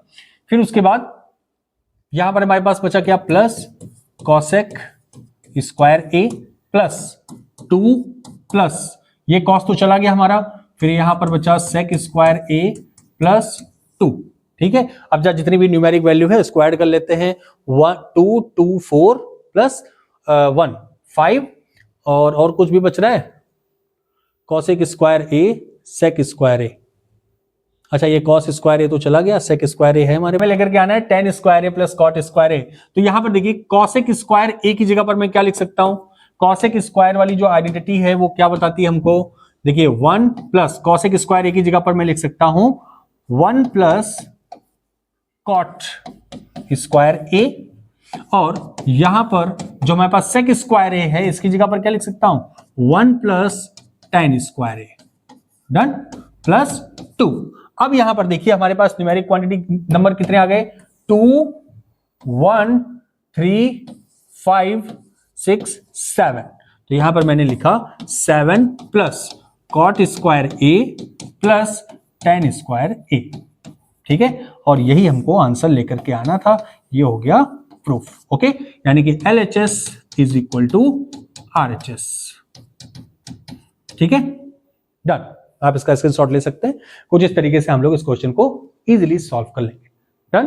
तो नेक्स्ट क्वेश्चन है हमारा cosec A minus sine A sec A minus cos A is equal to 1 upon tan A plus cot A. और यहां पर हमको हिंट भी दिया गया है, सिंप्लीफाई LHS एंड RHS, यानी कि हमको LHS और RHS दोनों को लेकर के सॉल्व करना है। तो बिल्कुल, तो यहां पर सबसे पहले मैं क्या लूंगा, LHS और LHS को सॉल्व करते हैं। सबसे पहले देखिए यहां पर है कॉसेक ए माइनस साइन ए, तो मैं जरा कॉसेक ए का रेसिप्रोकल यहां पर कंसीडर करूंगा 1 upon sine A minus sine A, okay. और यहां पर मैं सेक ए का रेसिप्रोकल लिखूंगा 1 upon cos A minus cos ए, ठीक है। अब इसको जब सिंप्लीफाई करेंगे तो हमारे पास क्या आएगा, देखिए साइन ए का मल्टीप्लाई हो जाएगा, ये हो जाएगा 1 minus sine square A upon sine ए, और सेकंड ब्रैकेट में हमारे पास यहां देखिए कॉस स्क्वायर हो जाएगा, तो ये हो जाएगा 1 minus cos square A upon cos ए। अब बिल्कुल आप एकदम सही सोच रहे हैं कि अब क्या होने वाला है, यहां पर हम इनका ट्रिग्नोमेट्रिकल आइडेंटिटीज का यूज करेंगे और 1 माइनस साइन स्क्वायर ए को मैं क्या लिख सकता हूं, कॉस स्क्वायर ए, और 1 माइनस कॉस स्क्वायर ए को मैं लिख सकता हूं साइन स्क्वायर ए। तो बिल्कुल यहां पर मैं लिखूंगा cos square A upon sine ए, और यहां पर चूंकि दोनों मल्टीप्लाई में ही लिखे हुए हैं तो मैं इसको ऐसे ही लिख देता हूं sign square A upon cos ए। अब यहां से देखिए कुछ कैंसिल आउट भी होगा। क्या कैंसिल आउट हो रहा है, देखिए यहां से साइन ए गया, ये स्क्वायर हट गया, कॉस का स्क्वायर हटा और ये कॉस गया, तो यहां पर हमारे पास क्या बचा, यहां बचा हमारे पास cos A into sine A, ये हमारे पास आ गया LHS। ओके, अब मैं यहां पर RHS को भी सॉल्व करूंगा और RHS को सॉल्व करने पर भी हमारे पास कॉस ए साइन ए आ गया, तो हमारा इक्वेशन प्रूफ हो जाएगा। बिल्कुल, तो यहां पर देखिए हमारे पास है 1 upon tan a plus cot A, तो tan a को मैं क्या लिख सकता हूं, sine A upon cos A, और यहां पर अगर देखा जाए तो कॉट को मैं क्या लिख सकता हूं, cos A upon sine A.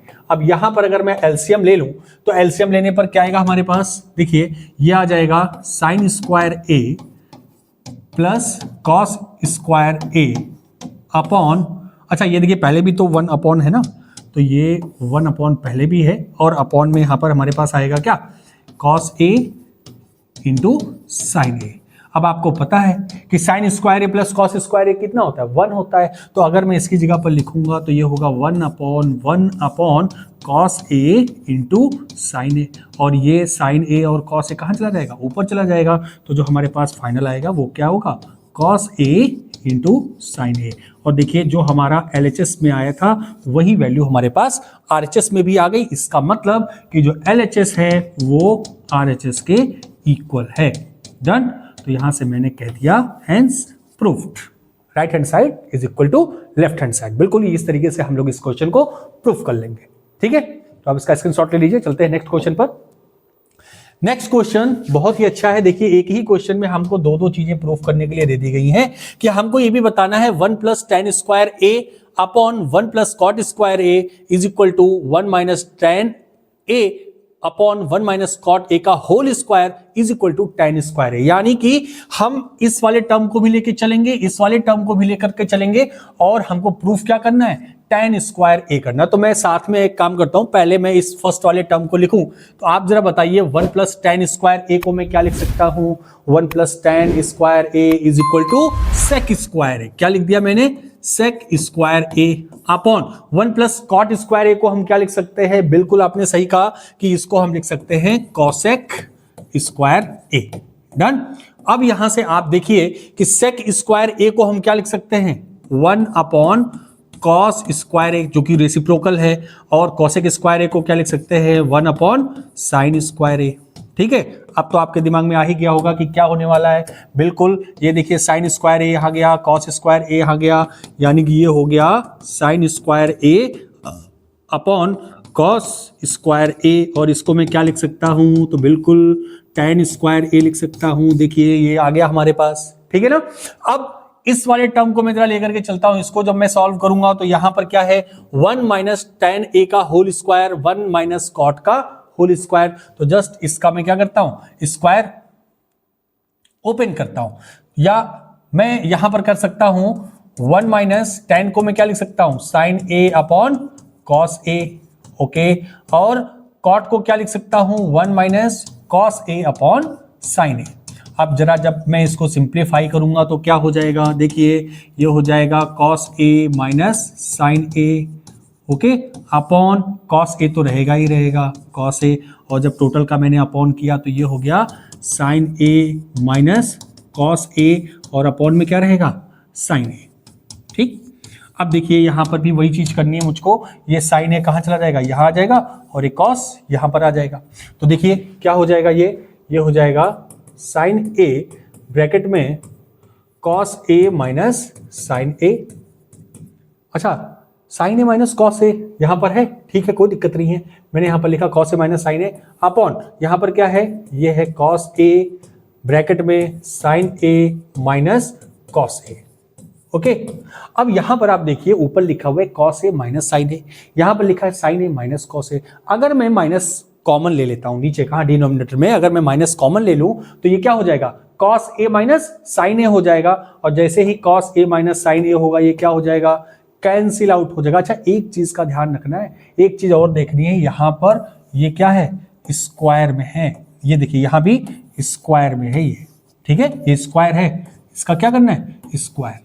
Okay, अब जैसे ही मैंने बाहर कॉमन लिया वैसे ही ये क्या हो गया, देखिए साइन ए अपॉन कॉस ए को मैं क्या लिख सकता हूं, tan ए लिख सकता हूं, लेकिन मैंने क्या किया है, यहां पर मैंने कॉमन लिया है माइनस, क्यों, अगर मैं माइनस कॉमन लूंगा तो ये हो जाएगा cos ए माइनस साइन ए, साइन चेंज हो जाएंगे, इसकी वजह से ये दोनों क्या हो जाएंगे, कैंसिल हो जाएंगे, और यहां पर तो स्क्वायर हमारे पास रहेगा ही। और देखिए यहां पर जैसे ही मैं tan का ये स्क्वायर रखूंगा, माइनस किस में हो जाएगा, प्लस में कन्वर्ट हो जाएगा, यानी कि हो जाएगा tan स्क्वायर ए। और देखिए यही हमको लाना था, बिल्कुल इस तरीके से हमने इसे प्रूफ कर लिया। डन। तो ये भी क्वेश्चन बहुत ही अच्छा था और आप इसका स्क्रीनशॉट ले सकते हैं। डन, आगे चलें।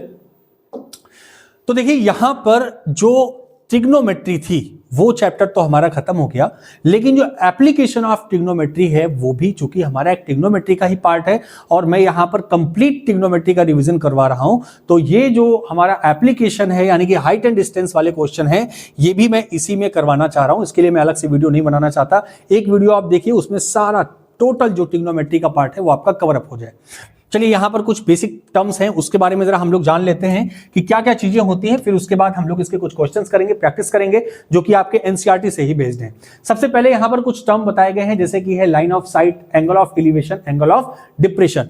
अक्सर बच्चों को कंफ्यूजन कहां पर होता है, यहीं पर होता है कि एंगल ऑफ एलिवेशन कहां से कंसीडर करना है, एंगल ऑफ डिप्रेशन कहां से कंसीडर करना है। क्या है लाइन ऑफ साइड का मतलब तो यह है कि ये एक इमेजिनरी लाइन है, किसके बीच में, जो ऑब्जर्वर है और ऑब्जेक्ट। यानी कि अगर मैं यहां से किसी भी चीज को ऑब्जर्व कर रहा हूं, जैसे मैं टॉप ऑफ द पेन को अगर ऑब्जर्व कर रहा हूं, तो मेरा जो ऑब्जर्वेशन है यहां से लेकर के यहां तक की जो लाइन है, एक इमेजिनरी लाइन में अगर कंसीडर कर रहा हूं, that is line of site.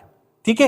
अब यहां पर अगर एंगल ऑफ एलिवेशन की बात की जाए, तो अगर मेरा कोई भी ऑब्जेक्ट, देखिए जहां पर भी मेरी आईज हैं, इसके पैरेलल जो भी लाइन है, इसको हम कहते हैं क्या, हॉरिजॉन्टल लाइन। क्या बोलते हैं, हॉरिजॉन्टल लाइन। और अगर कोई भी ऑब्जेक्ट ऊपर है, ठीक है, और मैं ऊपर देख करके ऑब्जर्व कर रहा हूं, तो हॉरिजॉन्टल के साथ मेरी आईज का जो एंगल बनेगा उसे मैं क्या कहूंगा, एंगल ऑफ एलिवेशन।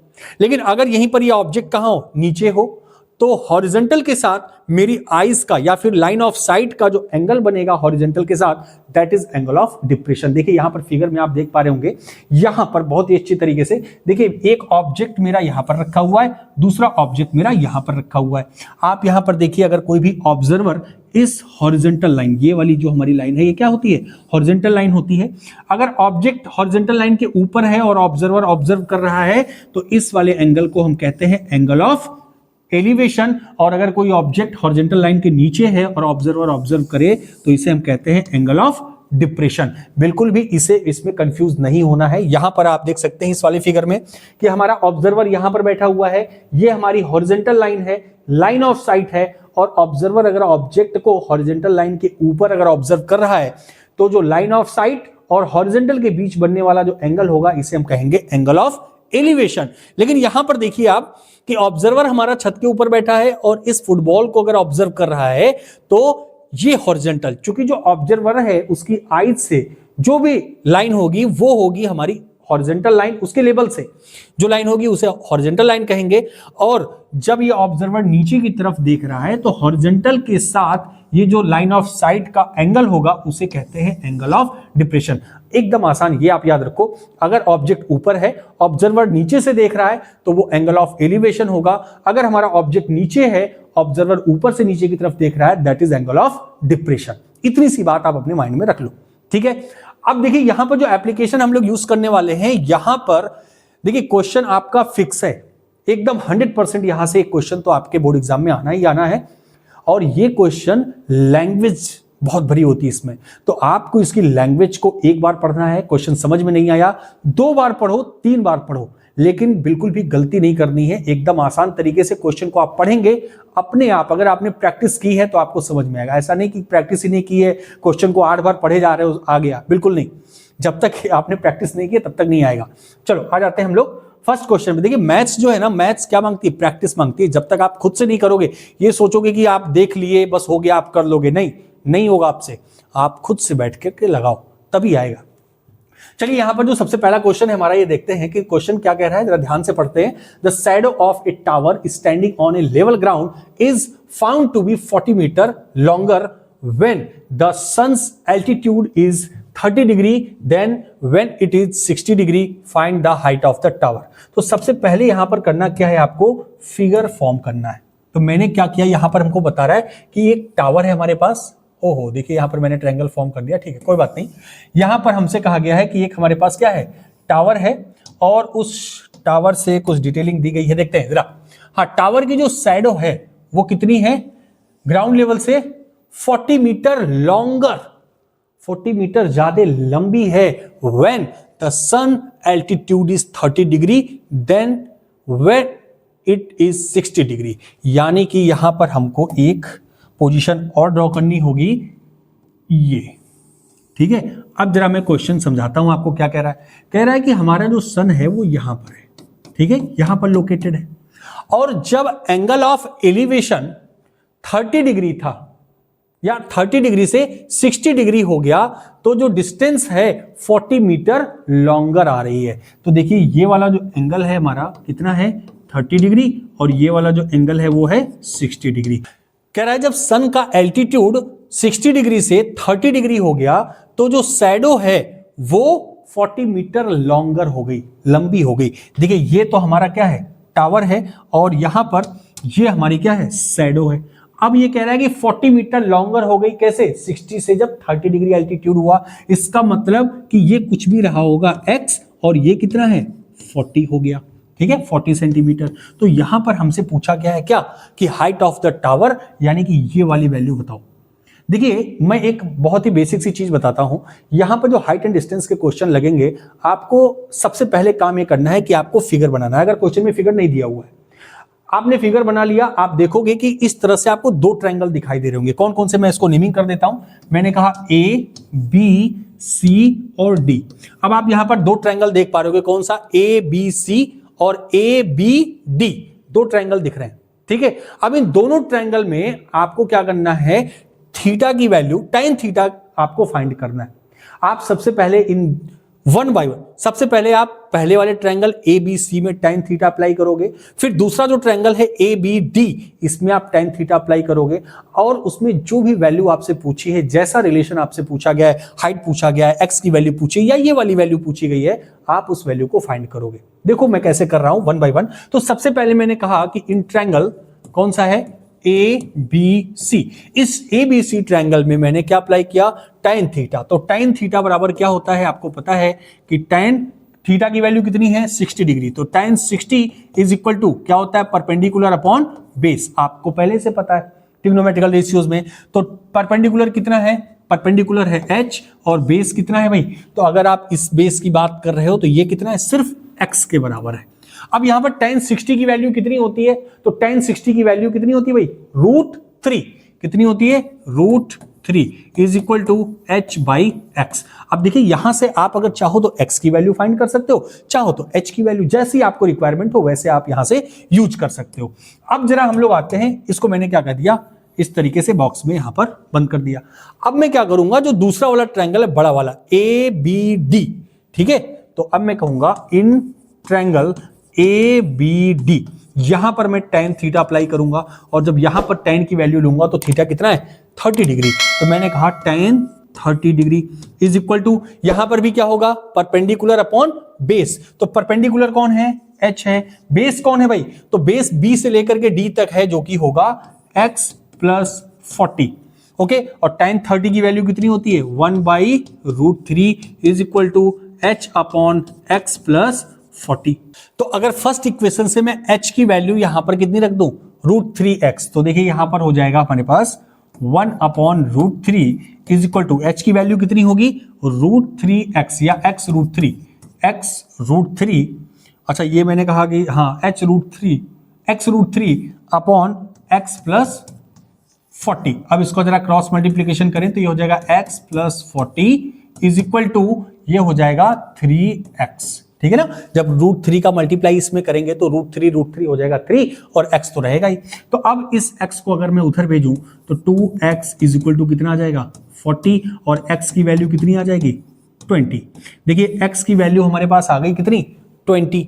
अब मुझे तो फाइंड करना है क्या हाइट ऑफ द टावर, यानी कि h की वैल्यू चाहिए। अगर इस वैल्यू को मैं कहां पर रख दूं, यहां पर इस इक्वेशन में रख दूं तो ये आ जाएगा h इज इक्वल टू 20√3 और यही क्या होगी हमारी इस टावर की हाइट। बिल्कुल यही हमारा आंसर होगा 20√3। बिल्कुल जैसा कि मैंने कहा कि आपको यहां दो ट्रायंगल दिखेंगे, वन बाय वन दोनों ट्रायंगल्स में आप tan थीटा अप्लाई करोगे। ठीक है, tan थीटा आप क्यों, देखो tan थीटा इसलिए कह रहे हैं क्योंकि ये जो लाइन ऑफ साइट है ना, ये आपसे नहीं पूछा जाएगा। आपसे हमेशा परपेंडिकुलर और बेस के बीच में रिलेशन पूछेगा, और परपेंडिकुलर और बेस के बीच में जो रिलेशन है आपके पास किसमें, tan थीटा में। ठीक है, इसीलिए tan थीटा अप्लाई करोगे तो यहां से देखिए ये हाइट निकल करके आ गई। बिल्कुल, तो चलिए आगे चलते हैं। नेक्स्ट क्वेश्चन है हमारे पास, a tree break due to storm and the broken part bends so that the top of the tree touches the ground, making an angle 30 degree with it. The distance between the foot of the tree to the point where the top touches the ground is 8 meter. Find the height of the tree. बहुत ही अच्छा question है। यहां पर कहना ये चाह रहा है कि हमारे पास एक ट्री है, एक पेड़ था जो कि टूट गया, आधी आई और आधी में टूट गया। ठीक है, जरा ध्यान से देखिएगा इसको, जो आधी आई उसमें हमारा ये पेड़ टूट गया है। ओके, अब इसकी मैंने मान लिया कि देखिए ये वाला जो पोर्शन आपको दिख रहा है ये और ये, यानी कि ये परपेंडिकुलर और ये हाइपोटेनियस, ये दोनों किसका पार्ट है, ट्री का। भाई ट्री पहले ऐसे था, ऐसे ऊपर की तरफ, आंधी आई और ये बीच से टूट गया।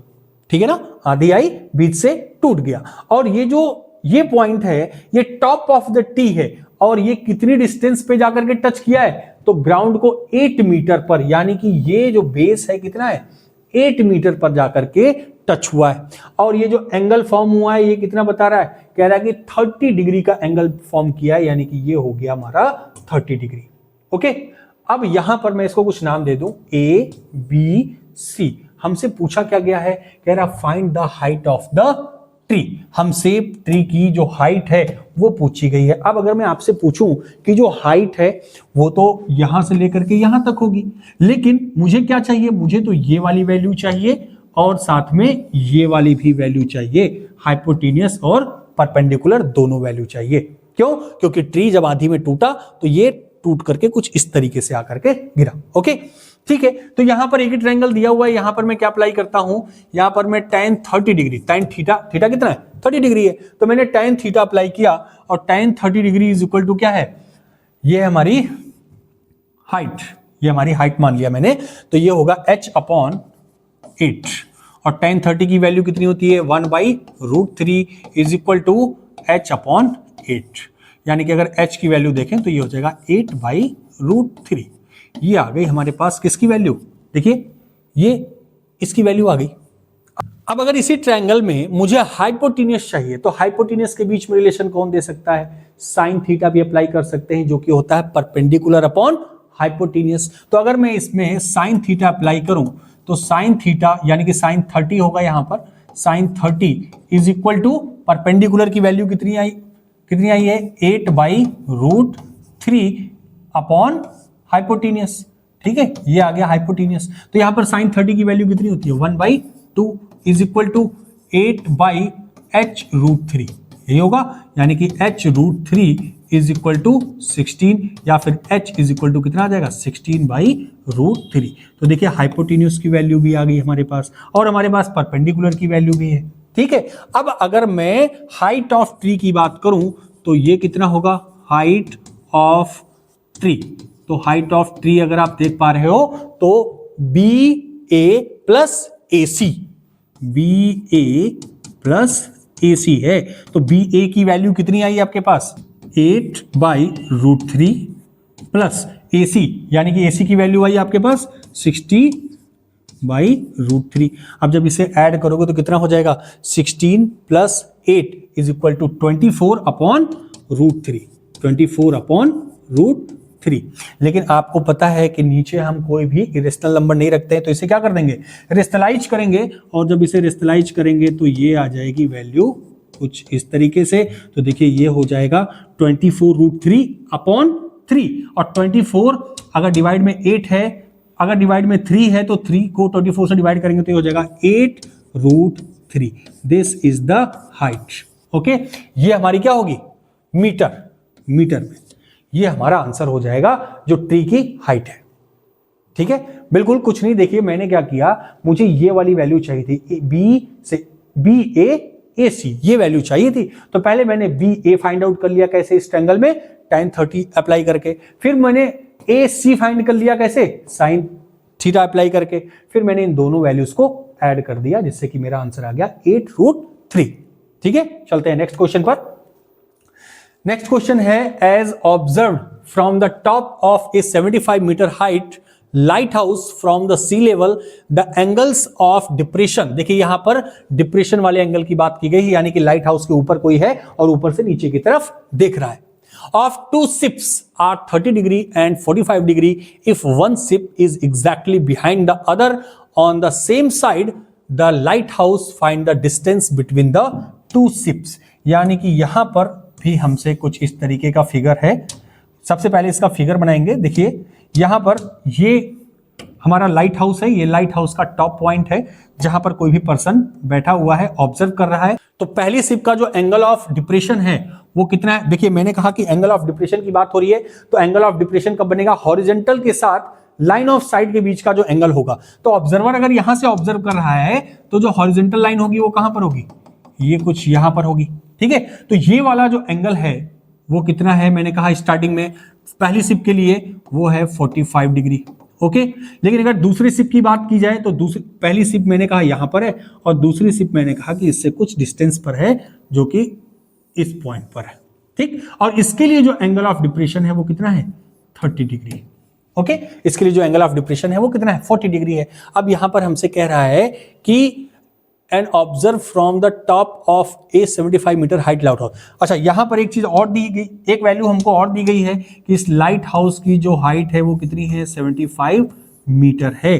तो हमसे पूछा क्या गया है भाई, हमसे पूछा गया है find the distance between the two ship, यानी कि हमसे ये वाली वैल्यू पूछी गई है कि ये वैल्यू कितनी होगी, क्योंकि ये किसकी पोजीशन है, ये शिप 1 है और यहां पर शिप 2 है। ओके, तो आप यहां से एक चीज देख पा रहे हो, एंगल ऑफ डिप्रेशन तो आपने देख लिया 45 और 30 डिग्री है। तो आप एक बात ये बताओ, ये हॉरिजॉन्टल लाइन है और ये भी क्या है, हॉरिजॉन्टल लाइन है, तो दोनों एक दूसरे के क्या हो गए, पैरेलल हो गई। अगर ये दोनों लाइन एक दूसरे के पैरेलल है तो ये वाला जो एंगल है क्या इस एंगल के बराबर होगा कि नहीं होगा, बिल्कुल। कौन से, किस वजह से बराबर होगा, किस प्रॉपर्टी की वजह से इक्वल होगा, आप कमेंट बॉक्स में बताओ इसे। ये एंगल अगर 30 डिग्री है तो ये वाला एंगल कितना होगा, 30 डिग्री होगा।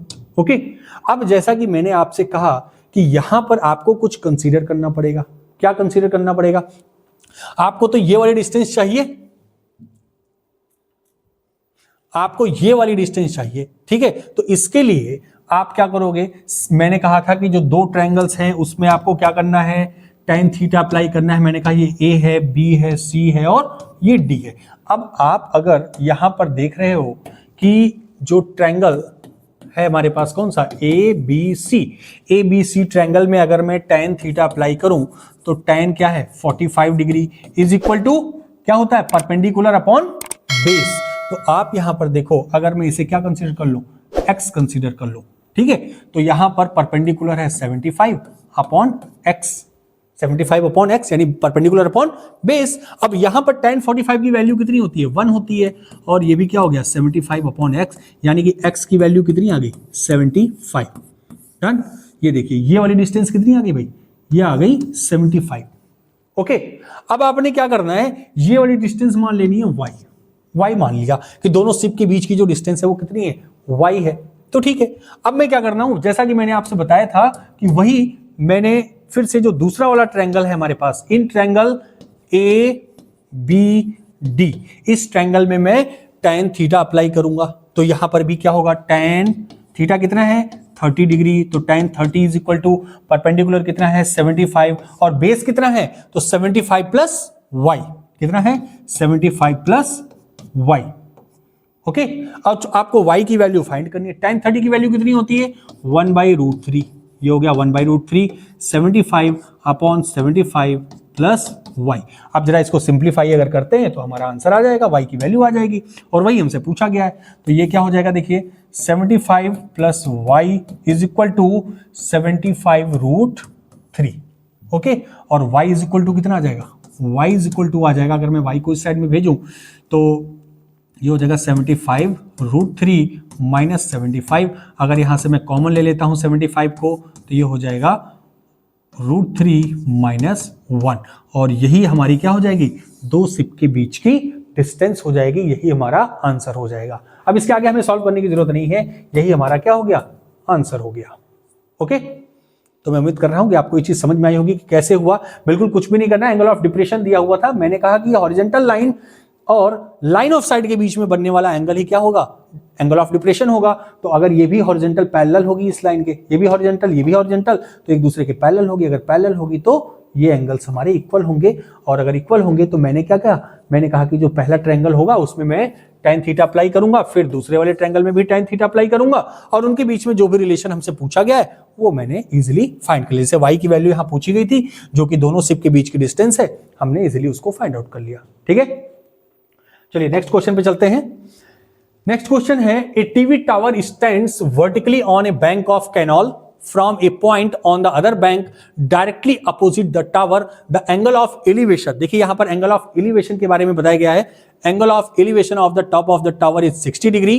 From another point 20 meter away from this point on the line joining this point to the foot of the tower, the angle of elevation of the top of the tower is 30 degree. फिर से हमारे पास यहाँ पर 20 metre distance पे कोई point है, वहां से जो एंगल ऑफ एलिवेशन है वो 30 डिग्री का है। Find the height of the tower and width of the canal, यानी कि आपसे ये वाली वैल्यू भी पूछी गई है जो कि हाइट ऑफ द टावर है, और साथ में ये जो कैनाल है इसकी डिस्टेंस भी आपसे पूछी गई है। तो बिल्कुल कुछ नहीं करना है, यहां पर मैंने क्या किया, एक इसकी डिस्टेंस मान ली x है। क्वेश्चन ये कहना चाह रहा है कि ये हमारा जो टावर है इससे कुछ डिस्टेंस पे, यानी ये कैनाल है बीच में, इसके बाद किसी एक पॉइंट से जब इसका एंगल ऑफ एलिवेशन देखा गया तो वो 60 डिग्री है, लेकिन इस पॉइंट से कुछ 20 मीटर दूर आने पर जब यहां से देखा गया तो यहां से एंगल ऑफ एलिवेशन कितना है, 30 डिग्री है। तो आपको यहां से बताना है कि ये जो कैनाल है इसकी विड्थ कितनी है, साथ ही साथ ये जो टावर है इसकी हाइट कितनी है। तो बिल्कुल जैसा कि मैंने आपसे कहा कि यहां पर आपको कितने ट्रायंगल दिख रहे हैं, तो बिल्कुल 2 ट्रायंगल दिख रहे हैं। आप 2 ट्रायंगल दिख रहे हैं तो सबसे पहले मुझे क्या करना है कि जो पहला ट्रायंगल है उसमें मुझे tan थीटा अप्लाई करना है, फिर जो दूसरा ट्रायंगल है उसमें भी tan थीटा अप्लाई करना है। tan ही क्यों कर रहे हैं भाई, sin cos क्यों नहीं कर रहे हैं? तो मैंने आपसे पहले भी बताया कि यहां पर हमको हाइपोटेन्यूस के बीच में कोई भी रिलेशन नहीं पूछा जा रहा है। यानी कि अभी देखिए जो अभी हम लोगों ने क्वेश्चन किया वहां पर मैंने sin थीटा भी अप्लाई किया, क्यों? क्योंकि वहां पर हमसे हाइपोटेन्यूस के बीच में भी रिलेशन पूछा गया था। लेकिन बाकी के जितने क्वेश्चन आप कर रहे हैं वहां पर या तो बेस और परपेंडिकुलर के बीच में ही रिलेशन पूछा जा रहा है। That's why we will use only tan theta. Okay, तो यहां पर कॉट भी कर सकते हैं, ऐसा नहीं है, कॉट भी कर सकते हैं, बट यहां पर हम tan थीटा यूज कर रहे हैं। ठीक है, तो यहां पर मैंने कहा कि जो सबसे पहला ट्रायंगल है कौन सा, इन ट्रायंगल, सबसे पहले इस ट्रायंगल में अप्लाई करते हैं ACB। ठीक है, ABC में अगर मैंने tan थीटा अप्लाई किया तो tan थीटा कितना है, 60 degree. tan 60 is equal to perpendicular यानी कि h अपॉन बेस मतलब x, यानी कि tan 60 की वैल्यू होती है √3 is equal to h upon x, या फिर मैं कहूं कि h is equal to x √3। ये आ गई वैल्यू किसकी, h की। ठीक है, अब मैंने दूसरे वाले ट्रायंगल में कहा, मैंने कहा इन ट्रायंगल ABD, यहां से अगर मैं कहूं कि tan कितने एंगल है, 30 डिग्री, तो tan 30 degree is equal to h upon 20 plus x, कितना 20 प्लस x। ओके, tan 30 की वैल्यू कितनी होती है, 1/√3 is equal to h upon 20 plus x। अब यहां से आप कुछ भी कर सकते हो, चाहो तो h की वैल्यू निकाल लो और चाहो तो x की वैल्यू रख दो। अब यहां देखिए h की वैल्यू x√3 दी है तो यहां पर पुट कर देते हैं, तो इसको इधर भी भेज देते हैं साथ में, तो ये हो जाएगा 20 plus x is equal to h की वैल्यू कितनी है, x√3, और यहां पर पहले से ही √3 का मैं मल्टीप्लाई इधर करूंगा तो √3 कितना हो जाएगा, 3 हो जाएगा, तो x बचेगा, तो ये हो गया 3x। तो x की वैल्यू यहां से अगर निकालें, ये x उधर जाएगा तो 2x, तो 2x is equal to 20, x is equal to 10। अब देखिए यहां से x की वैल्यू कितनी आ गई, 10 आ गई, यानी कि ये जो कैनाल है ये कितने मीटर इसकी विड्थ है, तो ये है 10 मीटर की विड्थ है। ओके, और अगर मुझे अब हाइट ऑफ द टावर चाहिए तो जस्ट इस वैल्यू को मैं यहां पर पुट कर दूं तो हाइट ऑफ टावर कितना आ जाएगा 10√3। देखिए यहां पर हमारे दोनों आंसर आ गए, height of the tower and width of the canal. तो कुछ इस तरीके से हम लोगों को क्वेश्चंस को करना है। बिल्कुल फिर से मैं बार बार वही चीज कह रहा हूं कि आपको यहां पर सबसे पहले फिगर फॉर्म करना है, और फिगर फॉर्म करेंगे तो वहां पर आपको दो ट्रायंगल्स मिलेंगे। दो ट्रायंगल्स में जो पहला ट्रायंगल होगा उसमें आप tan थीटा अप्लाई करो, फिर दूसरे वाले ट्रायंगल में आप tan थीटा अप्लाई करो, फिर देखो वहां पर किसके बीच में रिलेशन आपसे पूछा गया, हाइट पूछी गई है, विड्थ पूछी गई है, कौन सी डिस्टेंस आपसे पूछी गई है, उसके बीच में आप रिलेशन बना लो। जैसे मैंने देखो यहां पर h के लिए एक रिलेशन बना दिया कि h is equal to x√3, और जब दूसरे वाले ट्रायंगल में मैंने यूज किया तो यहां पर मैंने h की वैल्यू पुट कर दी। मैं अगर चाहता तो x की भी वैल्यू पुट कर सकता था, ठीक है, लेकिन हमको जो भी चाहे, हम h की चाहे तो h की, x की चाहे तो h की, दोनों वैल्यू हम पुट करके आंसर ले सकते हैं। नेक्स्ट क्वेश्चन है हमारे पास, a person standing on the bank of the river observe that the angle of elevation of the top of the tree standing on the opposite bank is 60 degree when he was 40 meter away from the bank he find that the angle of elevation to be 30 degree. Find the height of the tree and width of the river. देखिए अभी जैसा question हम लोगों ने किया same as it is वही question है, और मैं यहां पर सिर्फ फिगर बनाऊंगा, बाकी ये क्वेश्चन आपके लिए होमवर्क रहेगा, आप इसको खुद से करोगे। यहां पर कह रहा है कि हमारे पास a person standing on the bank of the river, यानी कि एक river observe that the angle of elevation the top of the tree, यानी कि यहां पर हमारी जो ट्री का एंगल है, कोई भी पर्सन पहले यहां पर खड़ा है, ठीक है, यहां से उसने ऑब्जर्व किया तो जो ट्री का टॉप पॉइंट है उसका जो एंगल ऑफ एलिवेशन फॉर्म हुआ वो कितना डिग्री आ रहा है, तो 60 डिग्री। कितना आया, 60 डिग्री। फिर वो कह रहा है when he was 40 metre away from the bank he find that the angle of elevation to be 30 degree, यानी कि जब ये इससे 40 मीटर की डिस्टेंस पे जब ये पर्सन इस पॉइंट से 40 मीटर अवे यानी कि इस पॉइंट पर पहुंच रहा है तो यहां से जो ट्री का एंगल ऑफ एलिवेशन फॉर्म हो रहा है वो कितना है, तो वो है 30 डिग्री, यानी कि ये हमारे पास 30 डिग्री। ओके, और ये डिस्टेंस कितनी है, तो ये दी गई है 40 मीटर। तो हमसे पूछा जा रहा है हाइट ऑफ द ट्री, यानी कि h की वैल्यू पूछी गई है, और साथ ही साथ विड्थ ऑफ द रिवर, यानी कि ये वाली डिस्टेंस पूछी गई है। अभी पिछला वाला क्वेश्चन जो हमने ये किया है एकदम सेम टू सेम इसी क्वेश्चन पर बेस है, और ये क्वेश्चन आप लोगों के लिए क्या रहेगा, होमवर्क। ओके, ये क्वेश्चन आप खुद से करोगे। डन, चलते हैं आगे। तो यहां पर हम लोगों के क्वेश्चंस एंड होते हैं। यहां पर मैंने कोशिश की है कि एनसीईआरटी से मैं वही क्वेश्चंस उठा करके आप लोगों को दूं जो कि आपके बोर्ड एग्जाम में कई बार पूछे जा चुके हैं। मैंने कोशिश की है कि आपको 1 बाय 1 क्वेश्चन समझाया है, बताया है। मैं उम्मीद करता हूं कि आप लोगों को ये जरूर हेल्प करेगा, जरूर समझ में आएगा। लेकिन मेरी रिक्वेस्ट ये है कि सबसे पहले आप क्वेश्चन को अपने आप से करिए। अगर आपसे होता है तो बहुत अच्छी बात है, अगर नहीं हो रहा है, कहीं पर भी मिस्टेक आ रही है, कहीं प्रॉब्लम आ रही है, फिर उसके बाद आप वीडियो को देखिए, उस क्वेश्चन के आंसर को देखिए कि कैसे किया गया है, और समझने की कोशिश करिए कि किस तरह से इसको किया गया है, किस तरह से इस क्वेश्चन को सॉल्व किया गया है, क्योंकि जब तक आप खुद से नहीं करेंगे तब तक आपसे नहीं होगा। हमारे साइंस की वीडियोस हमारे YouTube चैनल के प्लेलिस्ट में जाकर के आप देख सकते हैं, और इसके बाद मैं फिर से एक और मैथ्स का चैप्टर लेकर के आऊंगा आप लोगों के लिए। मैं कोशिश करूंगा कि आपको बेहतर से बेहतर कंटेंट दे सकूं। मैं उम्मीद करता हूं कि आप लोगों की बोर्ड एग्जाम की तैयारियां मेरे साथ और भी बेहतर हो रही होंगी।